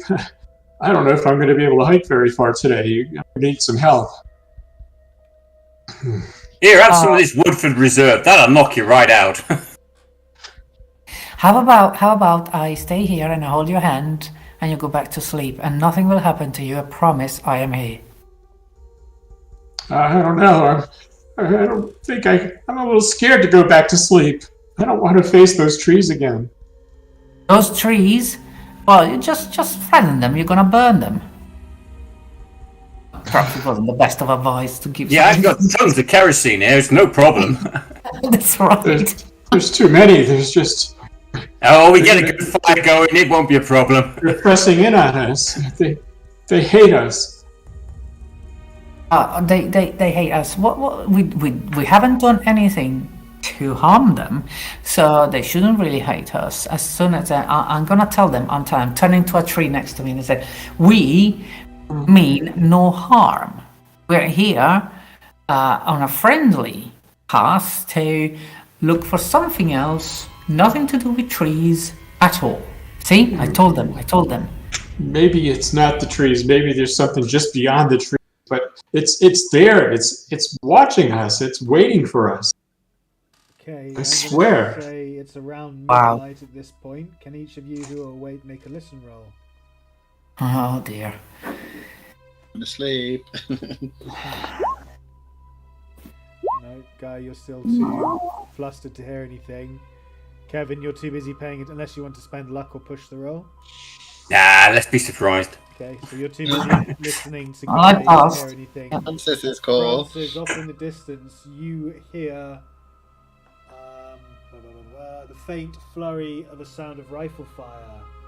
It's too far away to pinpoint, but you can hear it echoing in the valley. Which direction? If you can. East again. Northeast. So towards that. Oh, that one. Okay. Coming from up over here somewhere. Gunfire. Okay. I just look at both of them. Shh. For a second. Shh. Can you hear that? And I'm pointing towards the direction I am hearing this. It's gunfire. So now, hopefully they can hear it. that. Perhaps we could go and scout out and see what's happening. And I really don't want to leave you. I'm looking at Guy. I really don't want to leave you, but perhaps it would be a good idea if you look after Sterling while he's sleeping. If you see him twitching like you were doing, I show him what he was doing. I think if we're gonna go and investigate, then everybody should be awake and up and moving. Okay. Yeah. Okay. Don't leave me here, Francis. Don't leave me here alone. Okay. Sure. I'm hugging him again, right? Okay, and rocking him a bit. Just it's okay. I'm here. I'm not gonna leave. I'm looking at the agent link, and but we should still check that. I think, see what's going on. Maybe. Yes, we can. How far away have I got? Was there a second shot? Did I hear a second shot? Or Yes, you did. Yeah, you heard when Francis pointed it out. You heard the echo of gunshot through the valley as well, but you can't really tell how far away it was because the sound was just travelling. and it's just a shot that's happened, and now it's gone. A couple of shots, and now it's quiet. Yeah. I don't think there's much point to us going out looking for it. We're never going to find it in the woods because we don't know the direction or how far it was. But we should be on alert in case somebody comes here. Did we have a fire put on? If we did, I suggest we put it off. Otherwise, we probably cooked on one, but I imagine we would have taken it off before we finished. Okay, because it would be like, a big arrow saying, I'm here, shoot me. So, yeah. Okay. So, would you want to stay awake with me, Guy, and perhaps Agent Lincoln can go to sleep? I suppose. I don't think I'm going to get much sleep the rest of this night. Oh dear. Well, I hope you rested a bit for those few hours you slept. Not really. Not really. Like I said, I feel exhausted. Oh. But I could walk with you. Oh, you could have some syrup. Sugar thingy. Whatever. What did you give me for the wound? Maple syrup. Maple syrup. That's it. Yeah. How about you have a maple syrup? It's gonna help you. Okay, that could help. And so it happens that it's in my pocket. I say with a big laugh. This is the chocolate bar I didn't give the kid. Just for you. Aw. Why, thank you, Francis. You're too generous. Oh, don't even say that. Okay, I'm blushing again, obviously. Roll a d2, Guy. Me? Guy. Okay. You get 2 points of sanity back from her comforting you and giving you the chocolate bar. Ah. It's better than the psych. Yeah, chocolate solves everything. So Would you like... Yeah. Agent Lincoln, would you like to join Sterling in his lovely sleep? Yeah, sure. I'll take a nap. You sure you're okay? Yeah, we're okay. We're absolutely okay. No problem at all. Okay. I will. You're gonna have to sleep at some point tonight, otherwise you'll be suffering. I know. I think in a couple of hours I'm gonna wake Sterling up. I think. Yeah, because I've had a good sleep. Yeah, wake me up when you need and all. Yeah. No problem. I just want to clarify that. I'll go to keep sleep then. Okay, please make a power roll. Power.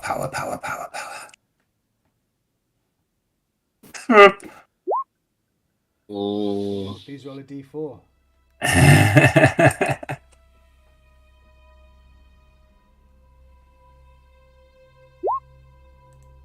Two.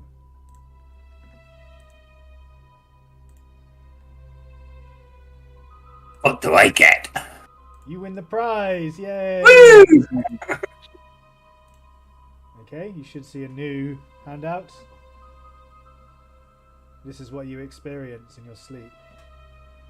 Is that under... Oh, okay, yeah, I've got that. So, what's it called? The path through the forest.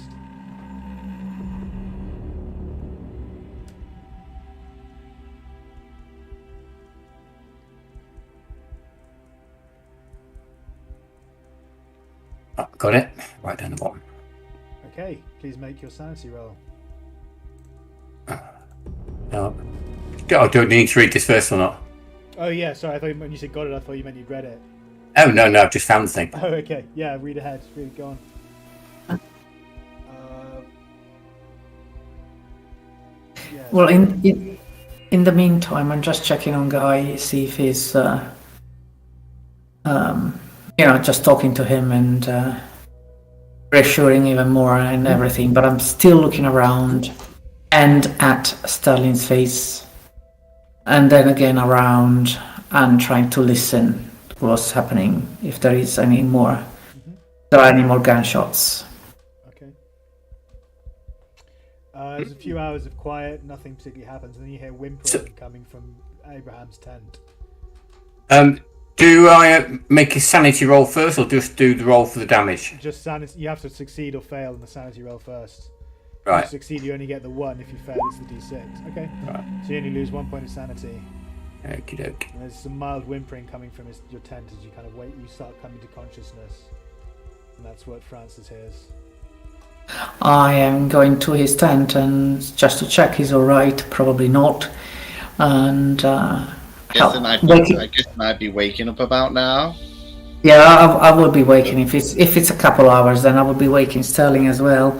And Sterling, this is what happened, and I tell him everything that has happened. I think I'm gonna try to get some sleep, although I think I know what's gonna happen. I'm gonna whisper to Frances. I'm like, even asleep that week. What are we gonna do with them, Frances? Yeah, I know. I'm thinking, yeah. Well, if I can't stay awake because I will be completely shattered tomorrow. You go to sleep now, and I'll look after Guy and Agent Abraham. Thank you. Guy is, and I tell him what happened and what is described about those trees. So I don't know if you want at this time perhaps share with them the what we discussed earlier. Perhaps it will be a time for them. Yeah, I'll tell Guy because I guess. Yeah, I'll tell them both now because clearly they know something's going on. And fingers crossed you get a good night's sleep because I had a lovely sleep about nothing. So that was I am nice. very happy about you and you having your sleep. I have serious doubts that I'm gonna fall asleep after all of this now. You have a sleep and I'll go and tell them. I'll try.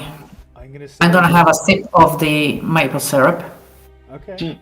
All right. And a little bit of a chocolate bar, because apparently they help sleeping. I don't know. I pass the Woodford Reserve as well for a quick drink of that. That might help us sleep.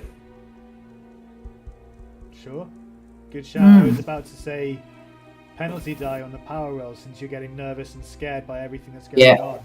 But you've eaten some chocolate, you've had a drink, and some maple syrup, and that's cheered you up and calmed you down a little. Okay. You feel yourself drifting off to sleep. Can you make a power roll? Oh, can we make a patent? Because I reckon we've just invented the first energy drink. There you go, Francis. See, you're strong like me. You're fine. Yeah. I know. Only two that actually are aware of this are sleeping tight. Right. Yeah. So, While she's asleep, I'll tell the boys about Glaki and the fact that I've read the book and the thing about the dreams. And I'm really concerned now that it seems like there's too many clues now. Okay, so you're sharing them with them everything that you read in the book. You're not holding anything back or telling any. No, I'm not telling them everything that you sent me, but I'm telling them that about the fact of us being near water again, and the fact that like he has this thing about drawing people with dreams to water and stuff. So yeah, I'm a bit concerned that he might be involved again. Okay, great. Yeah, I had this dream where I felt like I was being pulled towards water, and then there was a noise, and I turned around, and something got stabbed into my chest. Yeah, that sounds like him. So there you go. So that seems really unlikely, Sterling. I mean, Squatter's Lake, that's about 150 miles from here. So you're saying the same monster from that lake has come all the way out here to western Vermont? Well, Guy, these things come from wherever, from beyond or out of nightmares. So what does it matter if it travels to a different lake? Well, I mean, there are hundreds, if not thousands, of lakes throughout this region, and we just picked the wrong one again? Maybe it's emptiness. Maybe. Like I'll explain when we get back home. I'll maybe go through the book with you guys a bit because I found a few interesting tidbits about it.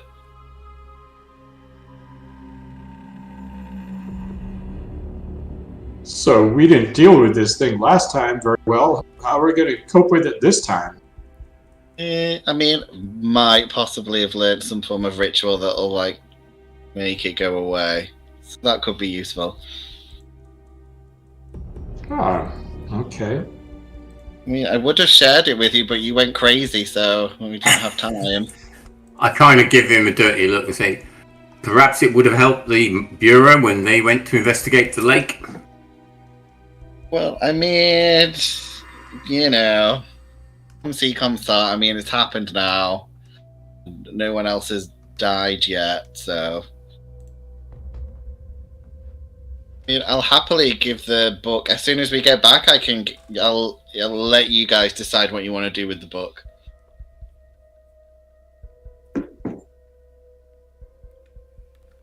If you say so. You seem to have a pretty good sense of what's going on here.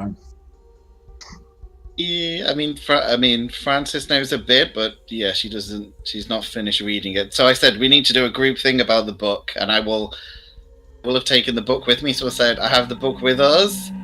So I mean, if you want to give it to the agency, maybe after this, then everyone agrees, then I'm happy to give the book up.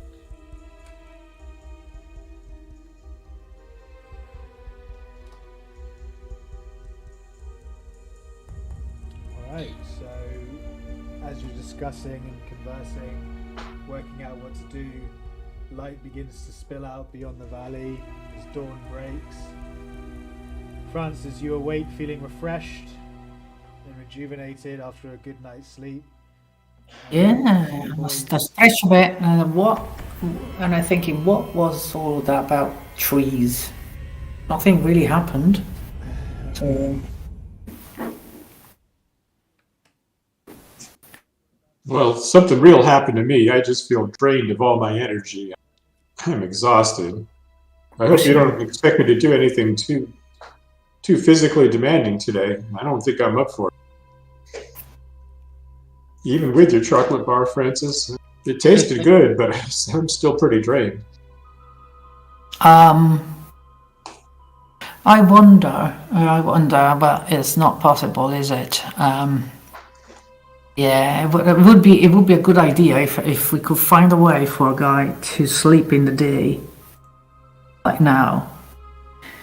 And I mean, you could, yeah, but Abraham's he's feeling bad as well, right? You're tired as well.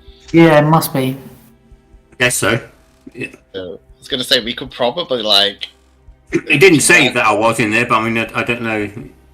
No, I don't know how disturbed my sleep was. Yeah, your sleep wasn't too disturbed. You just you had a nightmare that scared you, whereas Guy didn't get any sleep. Was kept up by the visions and. Right.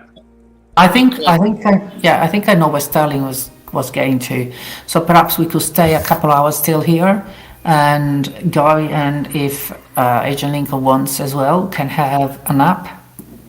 It's daylight. It may not be so. So Guy, maybe you want to have a rest now. You're feeling so tired. I will be staying next to you, holding your hand, And it's daylight, it's daytime, there will be no trees. I don't know. Let's continue on. We I could, Are you don't- sure? we could like, I don't know, make something and carry you, but then we'd get really tired if we had to like. Yeah, that's what I was No, thinking. But yeah. I can walk. I'm just, if somebody could carry my load for me or split it amongst you, I really can't do much else than just we'll walk. carry all your stuff between us, and then that's a good idea. Mm-hmm. I'll be okay. Maybe I'll get a better sleep tonight. One can hope. Okay, you all packing up and setting out? No one wants to do anything else? I guess- I check around the camp just to see if there's anything that's been near us. The camp itself wasn't disturbed. I didn't have any little jingle bells going or anything in the night. No, apart from the gunshots you heard from the distance, everything was a quiet night, and the nightmares themselves. I'd be asking Francis about these gunshots because I was fast asleep. I'm like, so what were the gunshots about?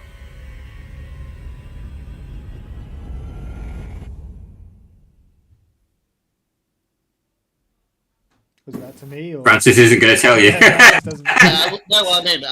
I wasn't awake for this. So I'm like, did you guys like? What direction are we going to head towards these gunshots that you kind of talked I'm about? sorry, I thought you discussed this while I was sleeping. Oh, well, yeah, we could have, yeah. So I guess everyone would have, the gunshot thing. I can go and check where these gunshots were. Yeah. How far is this from where we are? Can we make it in half a day or a few hours, 1 hour? Looks to be about 15 miles. Oh wow, 50. No, 15. We've Oh, never 15. heard a gunshot from that distance. Yeah. 10 miles. Well, according to the charts today. Yeah. Call it a mile or two.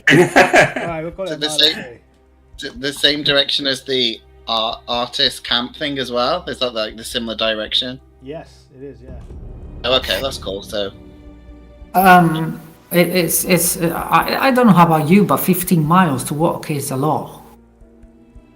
Well, I'm probably just getting reading done in the what? chart, to correct So, yeah, myself, like I'd say half- it's more like 4 or 5 miles. Ah, so not that, only a few hours. Few hours. Yeah. Couple of Okay. hours track.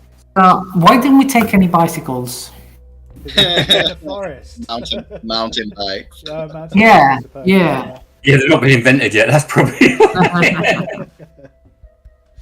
Yeah, so I guess me and Francis are gonna have to go at the start of the party, so the other two can slowly move with us. Okay, no problem. Mm-hmm. So as you move forward, you realise you're reaching the heart of the forest. For some reason, there appears to be less wildlife around here. You can no longer hear any birds or insects chirping or chirruping. The occasional sightings of deer have ceased, and the atmosphere itself feels forlorn as you press into the endless woodland ahead. Can you all please make a tracking roll? See if you can Oh. pick up the tracks from the previous night. Oh, Sterling, this is looking bad. Really bad. Ooh, very nice Abraham Lincoln.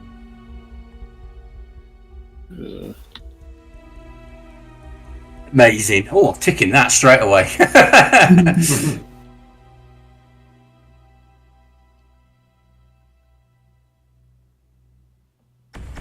Okay, so your tracking gets you back on the right path. Noticing that the foliage has been disturbed with many broken twigs and branches, that would seem to imply that someone was running while injured through here recently. Can you make spot hidden rolls as well, please? All of us? Or just... Oh, sorry. All of you. Yeah, all of you.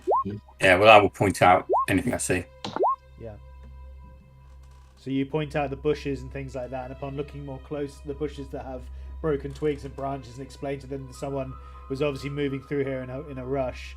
And Sterling and Kevin, upon closer inspection, you do notice blood spatters. They seem to be growing increasingly.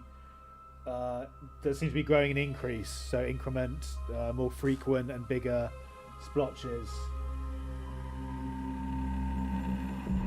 Yeah. By the way, So somebody's bleeding out. have we moved positions on the map? Party token. You're just coming up to a new. You're just moving on from the camp point. Oh, okay.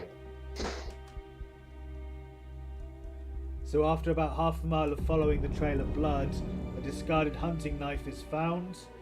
It is old, rusty, and covered in sticky, semi-dried blood. A little further away from this lies a body, and that's the new position you find yourselves in on the map. When you get are you going closer? What are you doing? Yeah, going close. I'll check the area around it first of all to make sure there's nobody waiting to jump out and kill us. Did you say you scout the area, or like look? Did you say scan? Yeah, I'll look to start with to see if there's anything hidden around. Okay, please make a spot hidden. Nope, you don't see anything. Just looks like a normal woodland grove. I'm putting at Frances to go over in case it's like a zombie or a fish man, because her sanity's like 1,000,000, so she'll be fine. Let the lady go first. I like the strategy. Absolutely. Equal opportunity deaf people here, and I'll cover her with a Thompson just in case. I'm going for the body straight away anyway. Straight there. Let's see if it's Brian. Let's see if it's Jane. Let's see if it's something else. Okay, so when you get closer, you see it's a body of a youth in paint-covered overalls that has a multitude of pockets all over it.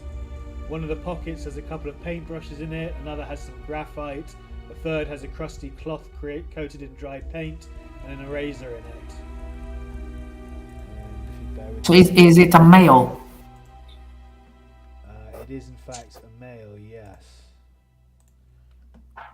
Okay. It's not Jane. There is no form of identification on the male corpse, but there is a wound to its side that he's attempted to bandage poorly. And does he appear college-aged? Yes, he seems to be around university age. This must be one of the Boston University students. Yep. Taking all his art supplies, because, he doesn't need them anymore. Why don't you draw a picture of him? And put it in his pocket. That is a good idea. That is a good idea to draw a picture of it so that it might give us a clue, really, of something else later on, perhaps. Does the wound match what the knife might inflict? Please make a medicine or first aid roll.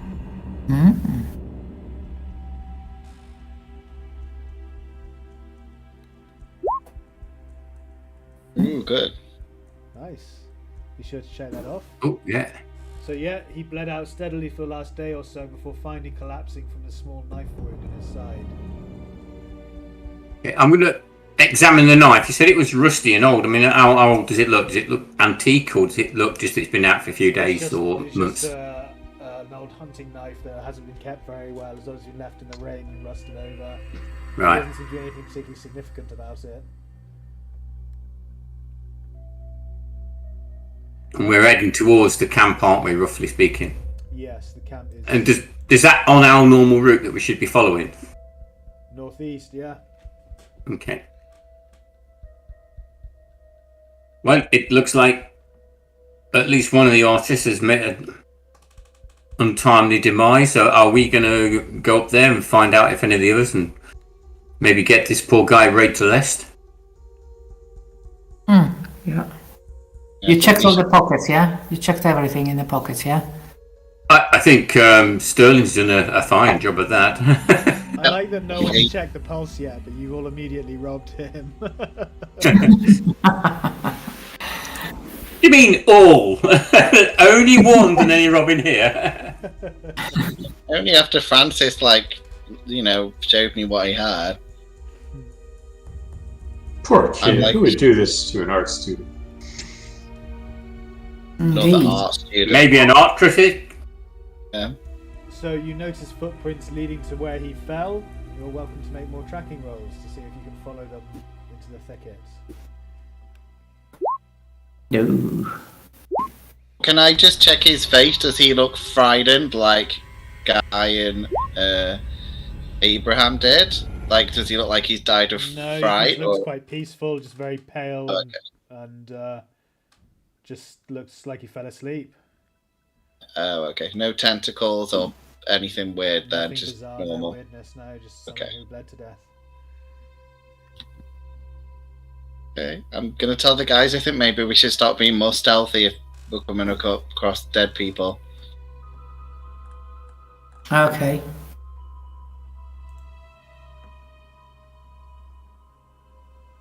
Still waiting on one person's track roll. Are you not doing it, Sterling? So sorry.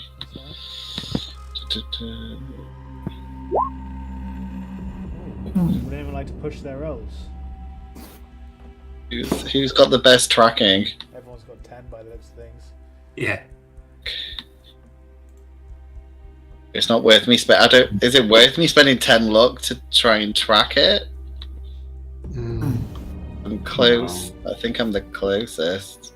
I would suggest not burning that much luck. But Yeah, if it was 5, maybe. I mean, yeah. You push it. What does everyone think? 90% chance of something bad happening. Like we get more lost. no, I think we just say some carry bullshit. on. Yeah. Okay.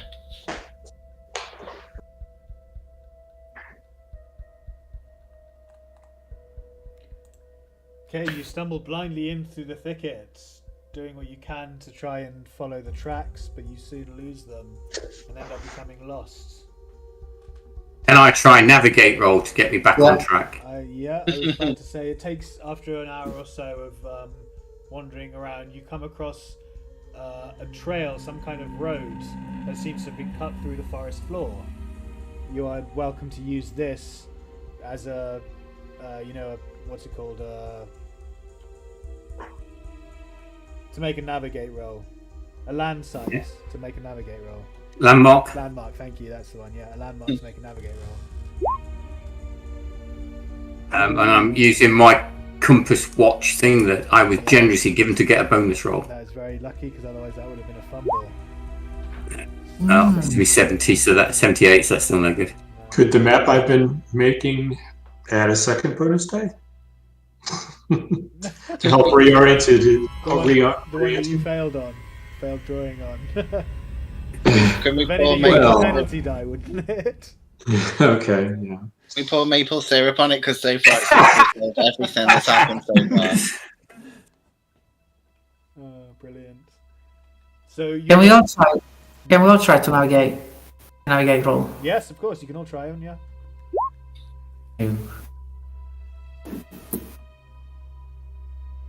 Selena doesn't like it when you can't charm anyone to do something for her. It's not as much fun. I fumbled. Yeah, me too. Well, you failed, you didn't fumble. Guy, Not fun. Yeah. Just you are certain you know the way.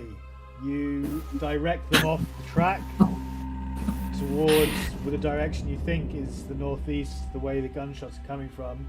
And after several moments, you stumble across a black bear. God. Which rears up on its hind legs and roars angrily as you've obviously disturbed it. The maple syrup. Throw it at it. No, I'm not wasting my maple syrup. Initiative. Oh no! I was gonna say, has The anyone maple syrup will save us. got animal handling? I'm sure that's a thing. What you're supposed to do really is spread your arms and legs wide and roar right back at it. That should chase it off. We don't know that because we're dumb.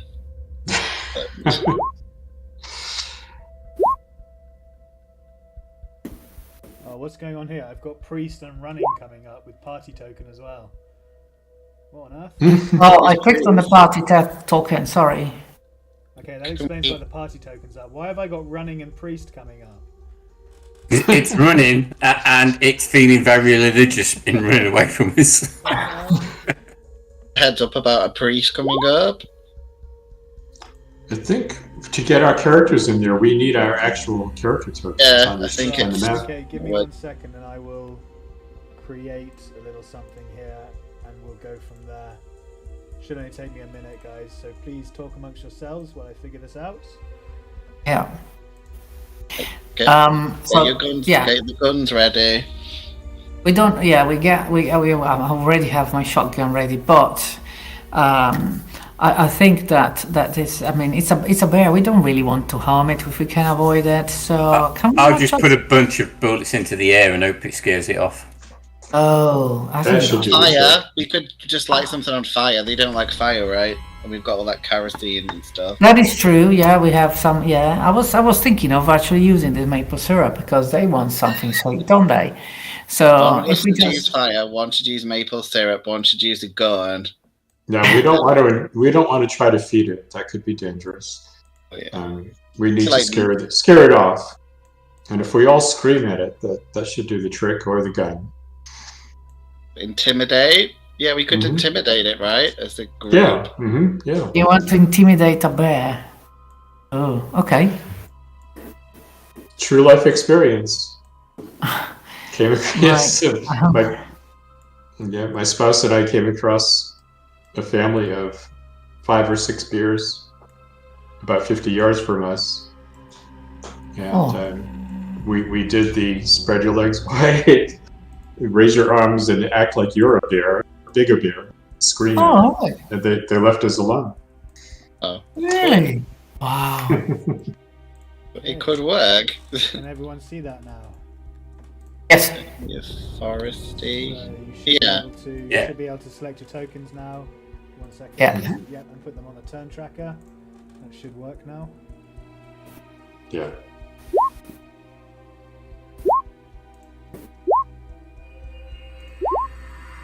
I got We had 50 for having the weapons out. Yep. That's right, yeah. Weapon ready. Yep. Please add 50 to your dexterity. Nope, I had my notepad I'm on. not sure. I don't think a bow and arrow. Oops, I hit my mic. Sorry, guys. I don't think a bow and arrow counts for having a weapon drawn. Unfortunately, I think it has to No, be that's cool. or something because it's easier to shoot. And Sterling wouldn't be going around with the bow and arrow constantly, like, ready. Right. So, Okay. Right. So we're gonna have to decide again who has the highest melee skill in order to determine who goes first between the bear and Sterling. I'm assuming the bear has higher. Let me just check. What's your highest combat skill? I think it's brawl. Let's have a look. Oh, what? This bear's got fighting 0, brawl 0. What? Hey! I've got 45. It's for brawl. Oh, It's a huggy bear. It's not a fighting bear. Target 40. For some reason, the links don't have it, but it's 40.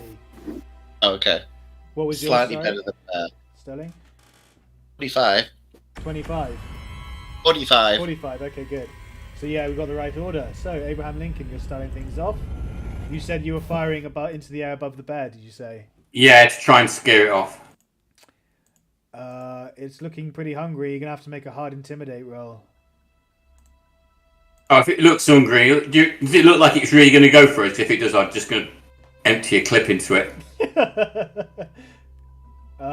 Well, at the moment it's standing your ground and roaring to see what you do. Okay, then I'll just shoot in the air and scream at it. Okay, please make a hard intimidate roll.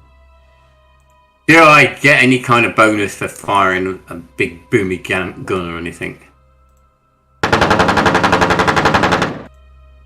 Exactly. That made me jump. All right, I'll just say a normal intimidate roll since you're firing. Oh shit! I just looked at my intimidate. That's not good. In my head, you've got one of those keyboards where you press a different thing and a different sound effect happens. That's what's happening in my head. So I need to move that to the background. It was running off. It was. Yeah, my intimidate failed. Next go. Oh. Okay, Francis.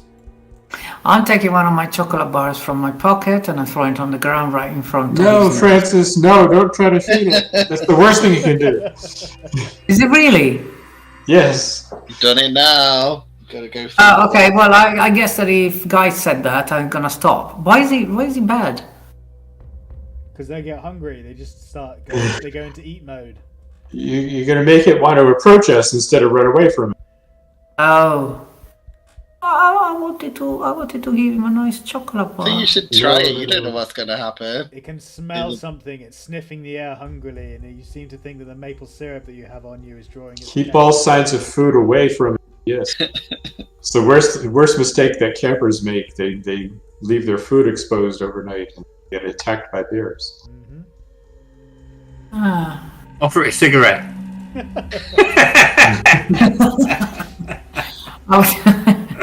Oh, that's a good idea though. Lighting a cigarette and blowing the smoke on his face. He wouldn't like that. Is that what you're doing? Yes. So you're getting close Do to the it. bear and blowing smoke in its face? No. It's enough. I'm sure that the wind will take it to it. So, yeah, not getting close to it. Yeah. Yeah. It seems to have no effect. The bear just carries on growling and staring at you. It has effect on me though. It's helping. Probably get like 1 sanity point for having a cigarette in a fight, right? Right. Guy, your turn. Okay, I'm going to ask for help here. Scream with me. Just raise your hands and roar at this bear. Well, I said at the start I would scream at the same time as well, because I was firing, so I'm already doing that. Alright, Okay. so you're both screaming in unison. I'll allow another straight intimidate roll. Oh, no bonus. All right. Yay! I did it! I scared the bear away. Very nice, yeah. It whimpers and skitters off into the forest. You're obviously very intimidating and scary. Wow. Very nice. Well, Very shakily, I finish my cigarette now. Sorry, folks. I may have led us in the wrong direction. I'm not so sure of the That's okay, Guy. No worries. Nothing happened. It's absolutely fine. Do you want a cigarette? Yeah, it's a great learning experience. Yeah, don't forget to check that off as a success. Okay. Something else I completely forgot about up until this moment, guys, is your indefinite insanity boundaries. Has everyone made Yeah. Yeah. yeah. Thanks. I'd like to think you're practiced enough to know to do that, but I should have reminded you at the start. So thank you for that. Good job. So yeah, you return the way you came back to where that track is.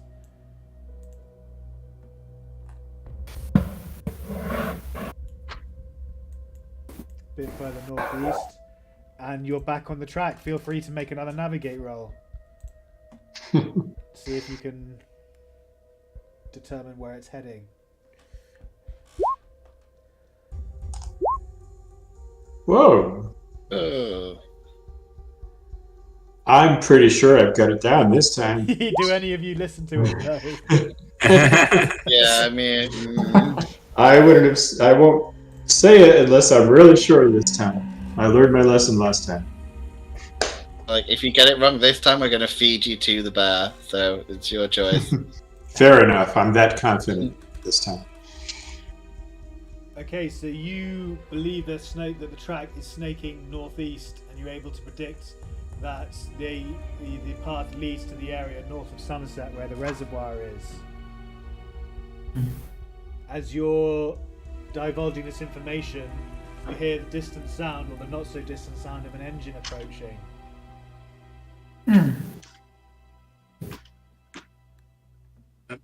But we don't Is see that a approaching road. down the track, I presume? So is there a branch or anything like that we could quickly put across the track? So I don't want to stand in front of it in case it's got the bad guys in it and decide to run me over. Make a luck roll. Shouldn't we hide? Guys, shouldn't we hide? I say quickly. Let's hide. Put the branch and hide. Oh, look at that! I found the perfect one! Wow, yeah. Yeah, you found a nice big log, and you're able, with assistance, if you all make strength rolls. Oh, come on, with that kind of look, it just falls down. Just touch it and the log, it was about to fall. I just touch it and it fell in the perfect place. Oh yeah, strength roll. Sterling's still got his muscles from last time. Yes, very nice, guys. Yeah, you managed to push it over and push it in front of over the track, so it's now covering the road. Alright, let's duck and cover, guys. Yep. Hide. Okay, would you like to all make stealth rolls as well, please, to see how well you're hiding amongst the foliage? Yep. Good so far. Wow. I've gotten more checks in the last 10 minutes. The whole first part of this adventure. It's just the luck of the draw. That's how it works sometimes, right? Sterling, did you want to spend any luck on that, or did you want to push it? No, yes. Do you guys, I'm not going to spend a look at it. Do you guys want me to push it? We've got 2 odd successes. Can they cover for him with those? I suppose so, yeah. But, well, because I'm guessing you're all spreading out and hiding. I don't know. Yeah, okay. All right. He only just failed. I'd say 2 hard successes will cover his failure. So he's poking out a bit, and you move over to him and just push him down, push his head lower. He's being a bit... Why do you do that? Can I have a fast talk? What, you mean get a check on it? Yeah, no, I don't. I'm joking. Yeah, so you push his head down and just say, stop being lazy, get into cover properly. Yeah. The dirt will wash off. Like, usually people pay for this, but okay. Beautiful. So, a truck pulls up, and it notices the driver obviously notices the branch across the path, and he stops, opens the door and gets out. What in rootin' tootin' darnations is going on here? What is this nonsense? I'm gonna be late. Does it look like any of the people that are the suspects in our nasty people's go? From what you can tell, he just looks like a bloke in regular... We don't recognise him as any of the suspects in the kidnapping case. No, you don't know. Okay. And we don't recognize it as any one of Jenkins, the sheriff people? No, you don't recognise him at all. He's a complete stranger to you. Okay. He doesn't appear I will step out with the Thompson and hold up my credentials. Let's get his car. Let's get his car. Hold on there, sir. He puts his hands in the air and says, What's this? This better not be what I think it is. What this is, we're looking for some killers that are out in the woods. They kidnapped a young girl, killed 2 police officers. Have you heard about this? Okay, give me 1 second, please.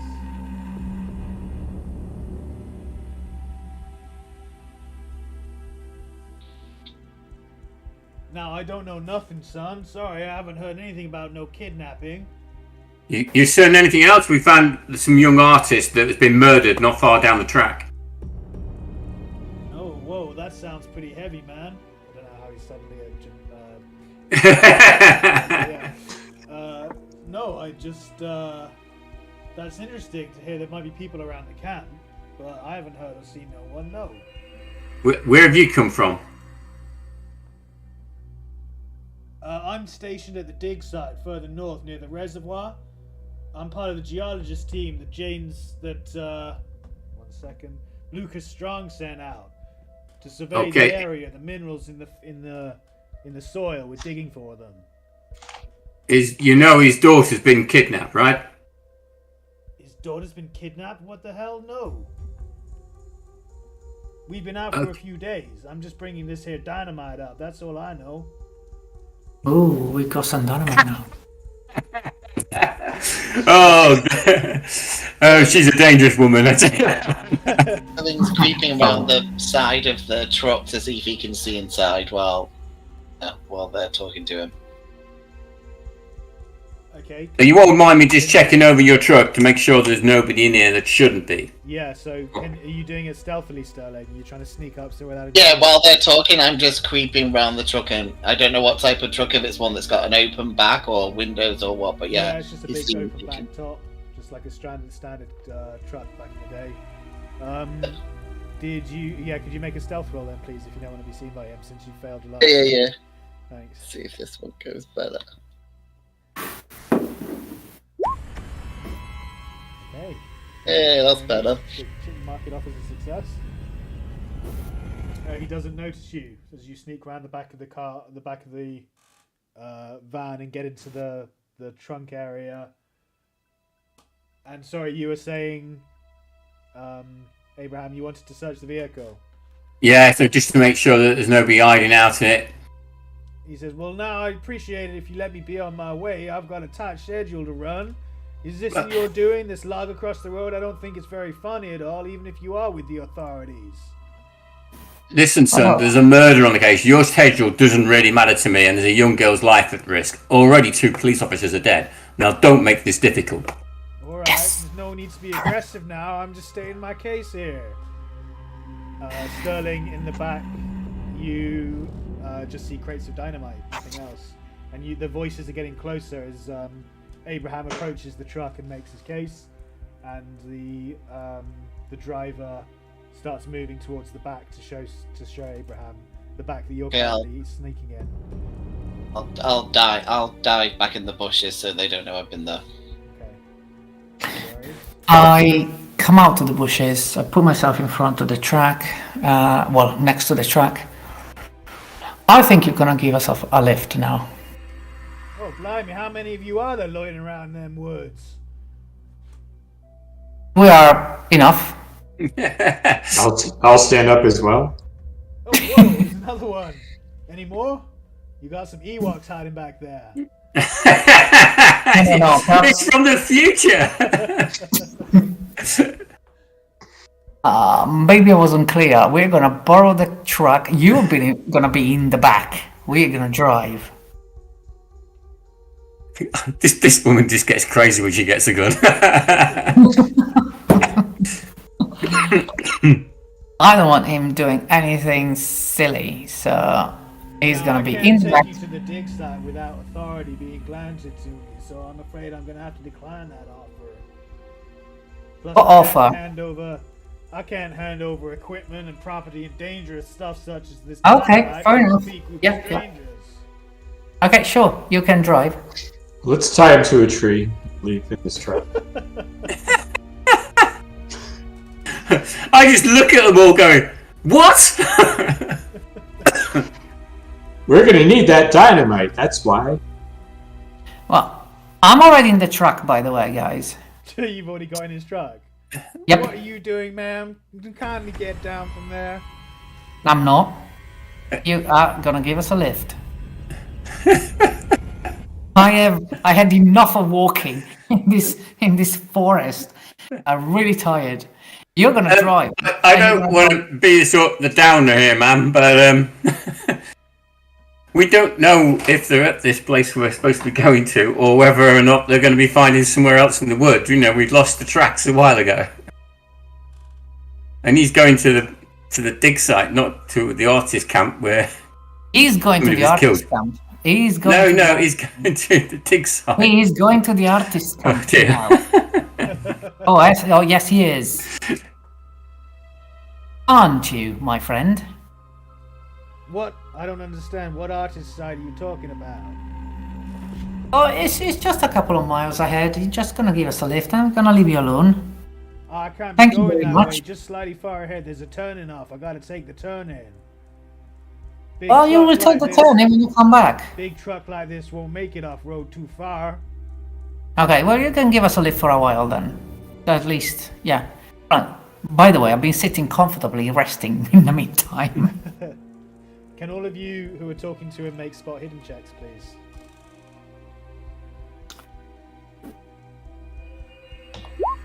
Ah, Very nice, very nice. Oh, extreme success. And Sterling. I'm still in the bushes. I'm going to see how this unfolds when they all blow up. Okay. So, Guy and Kev in particular, you'll notice that the guy seems to be sweating quite a lot for this kind of time of year. He looks like he might be quite clammy. Do they see anything else about him? Anything like the way he's standing, or is there anything in his clothing that looks wrong? No, he looks perfectly ordinary, just pale and clammy.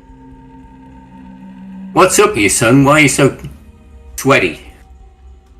Well, it's hot, and I've been driving this here truck for all miles down the road and whatnot through this valley. It's a long way to go from the depot where we get the dynamite and mining tools to here. Plus, you're pointing that gun at me is making me hell of a nervous and all. No, you don't need to worry about that. It very rarely goes off accidental like. I'm plenty worried. This kid seems to me like some kind of robbery. You come out here flashing that badge, I ain't never seen nothing like it in my life. The lady's demanding we give her a lift, and there's more of you hiding in the bushes that I don't even know about as far as I can tell. Excuse me, what's your name, sir? If I may ask. James Stanton. Alright, sorry, Mr. Stanton. If we intended to harm you, we would have already done so, as we are 3-1. Oh, well, that makes me feel a whole lot better now. Well, yes, you should. So, why don't you come up here, put yourself at the wheel, drive us a little while so we can rest, and then we carry on our own way. Yes, if you keep talking about it, you're going to waste even more time of your precious schedule thing. Fine, And whatever. I try a psychology to see if he's lying to me. Yes, of course, yeah. Very little chance of me getting this. And can I do a persuade? Yeah. Actually, no, a charm. Yes.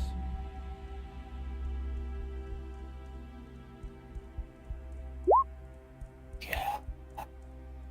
Okay, so Abraham, you can't tell at all. He just Yeah. says, yeah, you're not sure. And Francis, he kind of deflates a little. Says, well, fine, whatever. And he gets up behind the steering wheel again.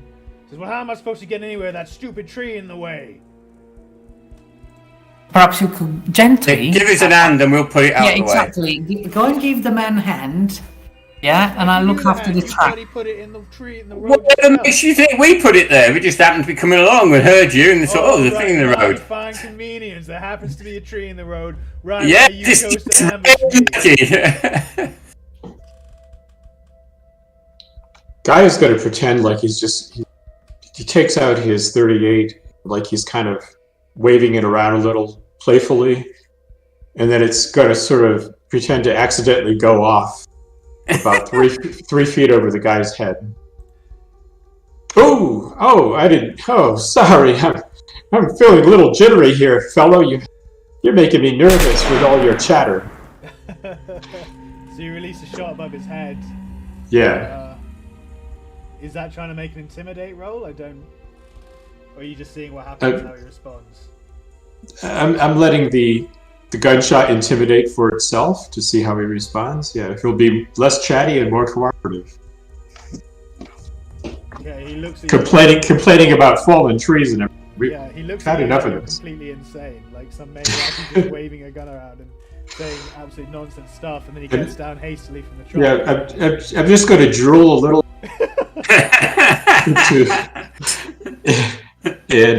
and kind of like spittle will be coming out of my mouth as I say, I'm going to try not to let that happen again.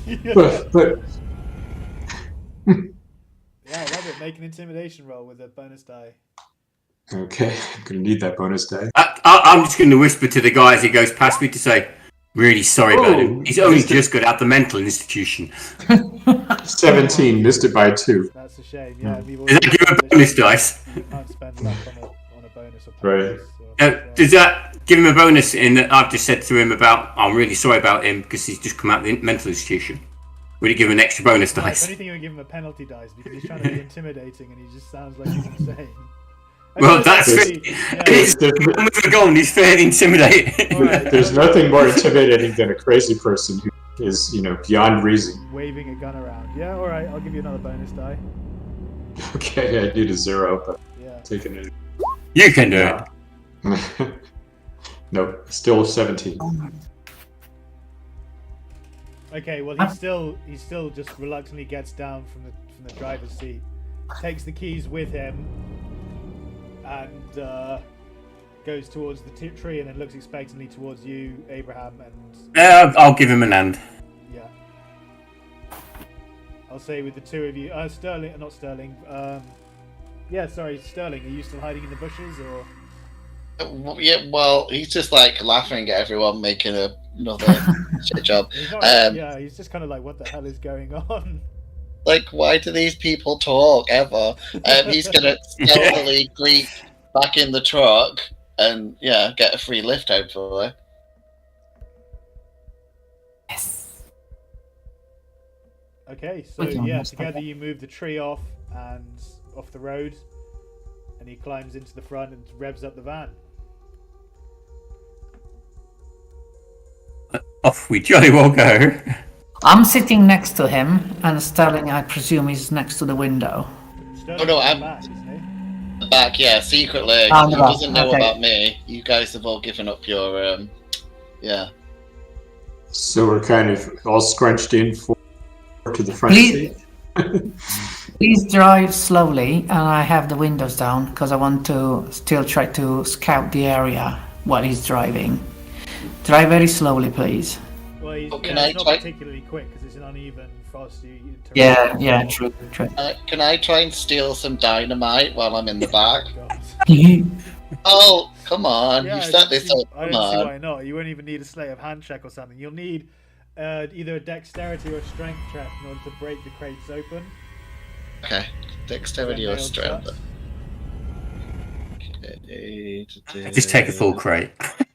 Just stick it down your pants. Okay, let's try dexterity. Oh, can I push it? Oh, no, I'm not going to push it in case yes, you of course you can. No! Stop encouraging him to blow us all up. I tried. Can I not, like, do a luck roll to see if there's, like, one bit of dynamite that just happens to be on the floor from one of Yeah, the crates? yeah, you know, just hanging on the wall. Yeah, just like a casual bit of dynamite sticking out, rolling around in the back. You never know. Yeah, why not?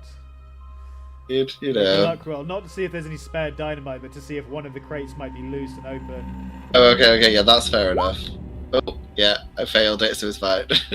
No dynamite for me. No, they're all sealed tightly shut. We all breathe a sigh of relief. So after about 20 minutes to half an hour, you've driven however long, couple of miles, and he gets to a point where there is a turning. The road turns off, and the road ahead looks much narrower, looks much less than a solidified road, and it's more of a small path. Could the truck go on that road? No, not really. Okay. No, it just couldn't. It's just more of a highland walking road than an actual not paved, but dirt road. I take out a $5.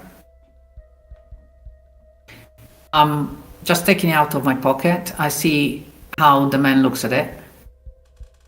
Well, he just looks at it. He's just like wondering what the hell you're doing with it. But it is $5. Is he looking like big eyes, you know, Yeah, wanting his eyes how? kinda light up a bit, and he's like just curiously Right. watching you. I'm showing, you know, the $5. How much for a crate of that dynamite? Oh well, miss, you offering me here a bribe? No, I'm buying it. No, honestly. you can't buy it. I'm buying it honestly Dynamite from you. costs $5. Shucks, I don't that's know my how much I- integrity on the line. That's my job, my livelihood. What would I do Right. with my family and such if I came back with just $5 but without a Sure, job? sure. Okay. Here's another 5. $10. $10. Stop insulting me. This is ridiculous. It's not about how I much don't know money how you're much. paying How much me. was? How I'm much gonna would lose the my dynamite? job if I just turn up without the correct amount of dynamite. What am I supposed to say? Oh, I lost the Say, crate fo- en route? Say, folks, have you ever heard this game called Russian Roulette? This is going to Yeah. be a fun time to play it right now. And he starts spinning the revolver that has five rounds and 6 chambers. He's like, all right, that does it. Get out. Everybody get out of my van. This is crazy. Get out now, or I'm calling the authorities on you. Oh, you're no fun. I wanted to play.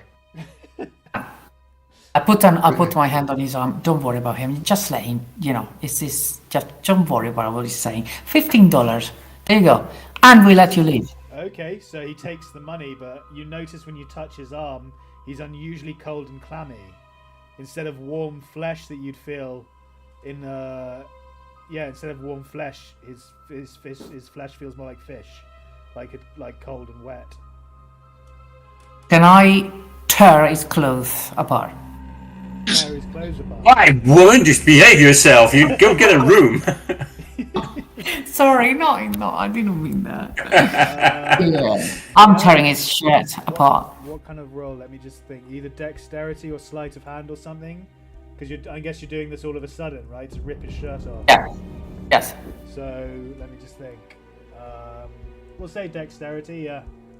It's not really a sneaky thing that you're doing like sleight of hand, but you do have to be slight and agile to do it quickly. Oh. Oh, very nice. So as he leans forward to take the money from you, you rip open his shirt, and there in his chest is a gaping, seeping wound.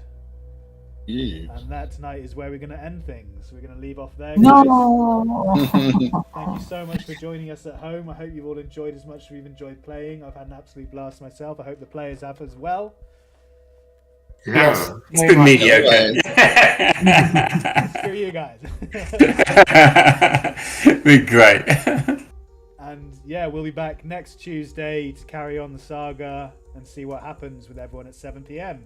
Hopefully see you all there for that. If not, I'll see you in some other content I produce. I make content almost every single day, so Salway till next time. Say goodbye, guys. Good night, everyone. Bye, everyone. Bye.